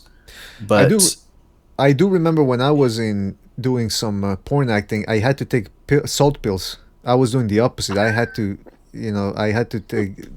They suck you in. You know what I mean? So can guys take that type of shit as well? Salt pills? I have never heard of this before. I have no idea what you're talking about. What the hell was I now. taking? What was I taking then? Anyway, Precise Puncher says diuretics help you pee. Dangerous? Yeah, they can. What are the dangers of taking diuretics, Victor? Diuretics actually is not that much. Huh? So you can't overdo it. There's also I heard this from a Brooks Camp that he was drinking 8 to 9 liters of water for, I think is after the Porter fight. I'm not saying he was on anything for Spence Right. Golovkin. He could have been off by then. I hear off because when he fought Golovkin, they were doing VADA testing and he could have cycled it out. So I'm not saying he was on anything against Spence or Golovkin. What I was saying was he could have been on something when he fought Sean Porter, when he fought Kevin Bizier, Jojo Dan, when he was out of season, when there was probably no drug test, when he got stabbed and he was out for ages. He could have been on something then, because I mean some of those shots he hit Bizier and who was the other guy, Jojo Dan, and these guys are not that good. Obviously, I'm not saying he beat world beaters, but if you look at if you look at some of the guys he fought, he knocked out the guy with a jab. And before that fight against Carson Jones and the guys he fought before that, I've seen this Brooks' whole career basically from when he fought Matthew Hatton, and he threw everything. I think is Matthew Hatton, Cody, and he wasn't. And then he started knocking these guys out with jabs and 1-2s, and I see a suspicious.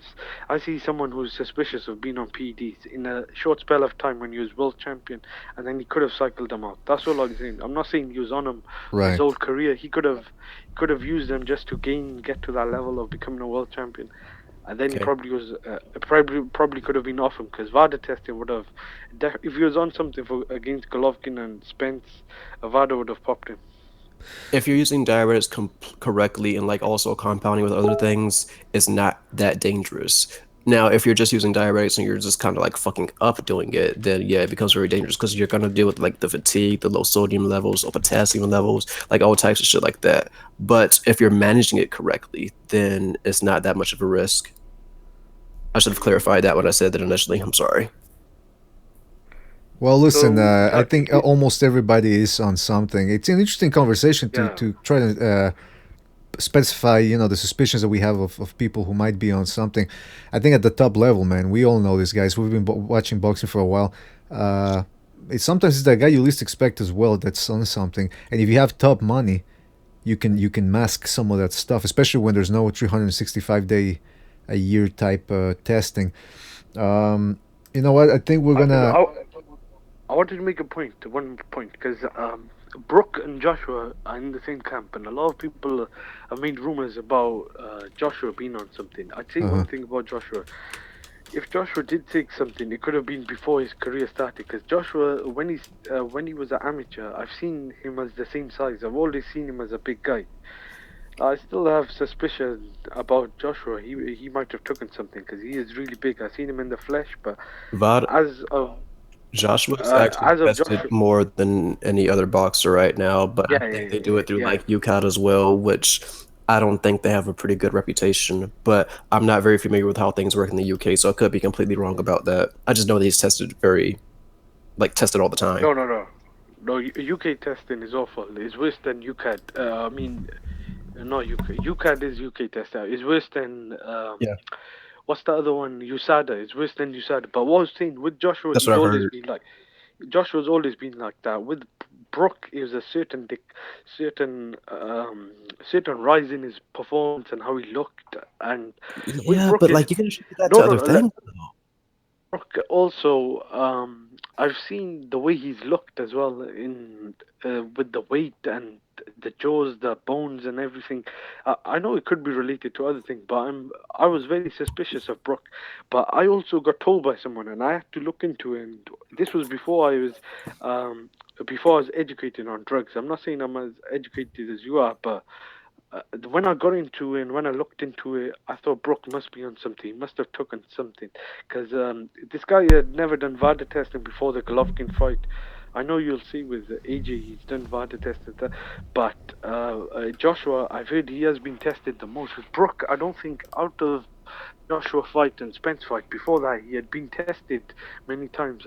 I'm sure I heard with the Porter fight they're trying to delay testing as well, and I think people are trying to put rumors that Porter's on something, but I think we know Porter isn't on anything. I think that Malnaji fight was just got people being a bit suspicious. Yeah, people in the chat don't think Joshua is the cleanest fighter. But listen, allegedly, I mean, we can't prove anything. Guys, we gotta go. Hamed, you gotta join us next time on Saturday. Can you join us on Saturday at 4 p.m. Eastern over here, or do you still have a tight schedule on Saturdays? Maybe before work. I'll see what time I actually have to go in, so I might be there for like an hour. Okay. And Hamed, can you make it on Saturday? I could join, but I tried doing the SplitD show last week. I did the SplitD show on Sunday. I couldn't join on the Saturday because I can't remember. I was a bit busy with a couple of stuff, but I'll see if I got time. Definitely.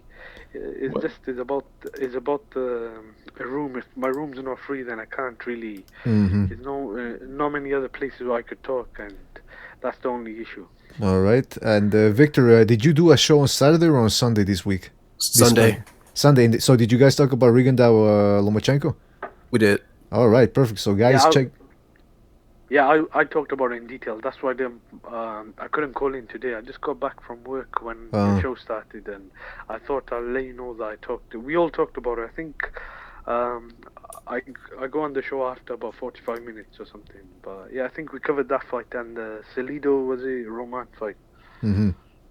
Okay, so check that out. We're going to put the link in the description, blogtalkradio.com/SplitD Boxing. So it's Victor Atkinson and SplitD, who have been on the show before here. And you can hear their commentary, very smart boxing commentary. That's if you want to have something to listen to before you go to sleep, or, while you're working out, you check that show out. I want to thank Cameron Gillon, who was here before earlier as well. I want to thank Low Place, King Bucho, Victor Atkinson, Hamed, everybody in the chat room. You guys know who you are. Precise Puncher, Akuma's Deception, Koran Bread, Hamed92, you were there too as well. B-Prob KR, Nicola Ferrari, Hawker Mustang, Omar Ali, Cover Operative. I mean, the list goes on. You guys make the show what it is. Hopefully you enjoy this one. We will be back on Saturday, and we'll talk about, if you guys want to keep talking about Guillermo Rigondeaux, Lomachenko, we can talk about that one. We're going to talk about the fight, Saturday's fight between Lemieux and Saunders. And we'll also maybe eventually we'll do a year-end podcast. We'll talk about the year that was 2017. It was a good year. So, on behalf of King Bucho... Could I ask a question? Will you guys... is next week the last show before the end of the year? Of the year? Yeah. So will you be... How many weeks will you be taking off? Wait a minute, taking off? Around Christmas time. No, we don't take off, man. We take off. When I say we take off, is we go higher, man. We're not gonna stop. We're gonna keep going on Saturdays. Okay, that's okay. So the 23rd would be a Saturday. On the 30th, that's gonna be a Saturday as well. Yeah, we'll keep doing this. If it's maybe on Saturday the 30th, it might be difficult, or maybe the 20th. No, but we'll try to keep going with the chats, man. We're not gonna stop because of Christmas. Okay, that's alright. All right, so if you guys want to join us, you know how to do it. Don't forget to like and subscribe. And again, thanks everybody for joining us, guys who are on the panel right now, and everybody who was in here. Thank you for joining us. We'll put up your info in the description, any links that you want to put up, and we'll see you on the next one, folks. Take care.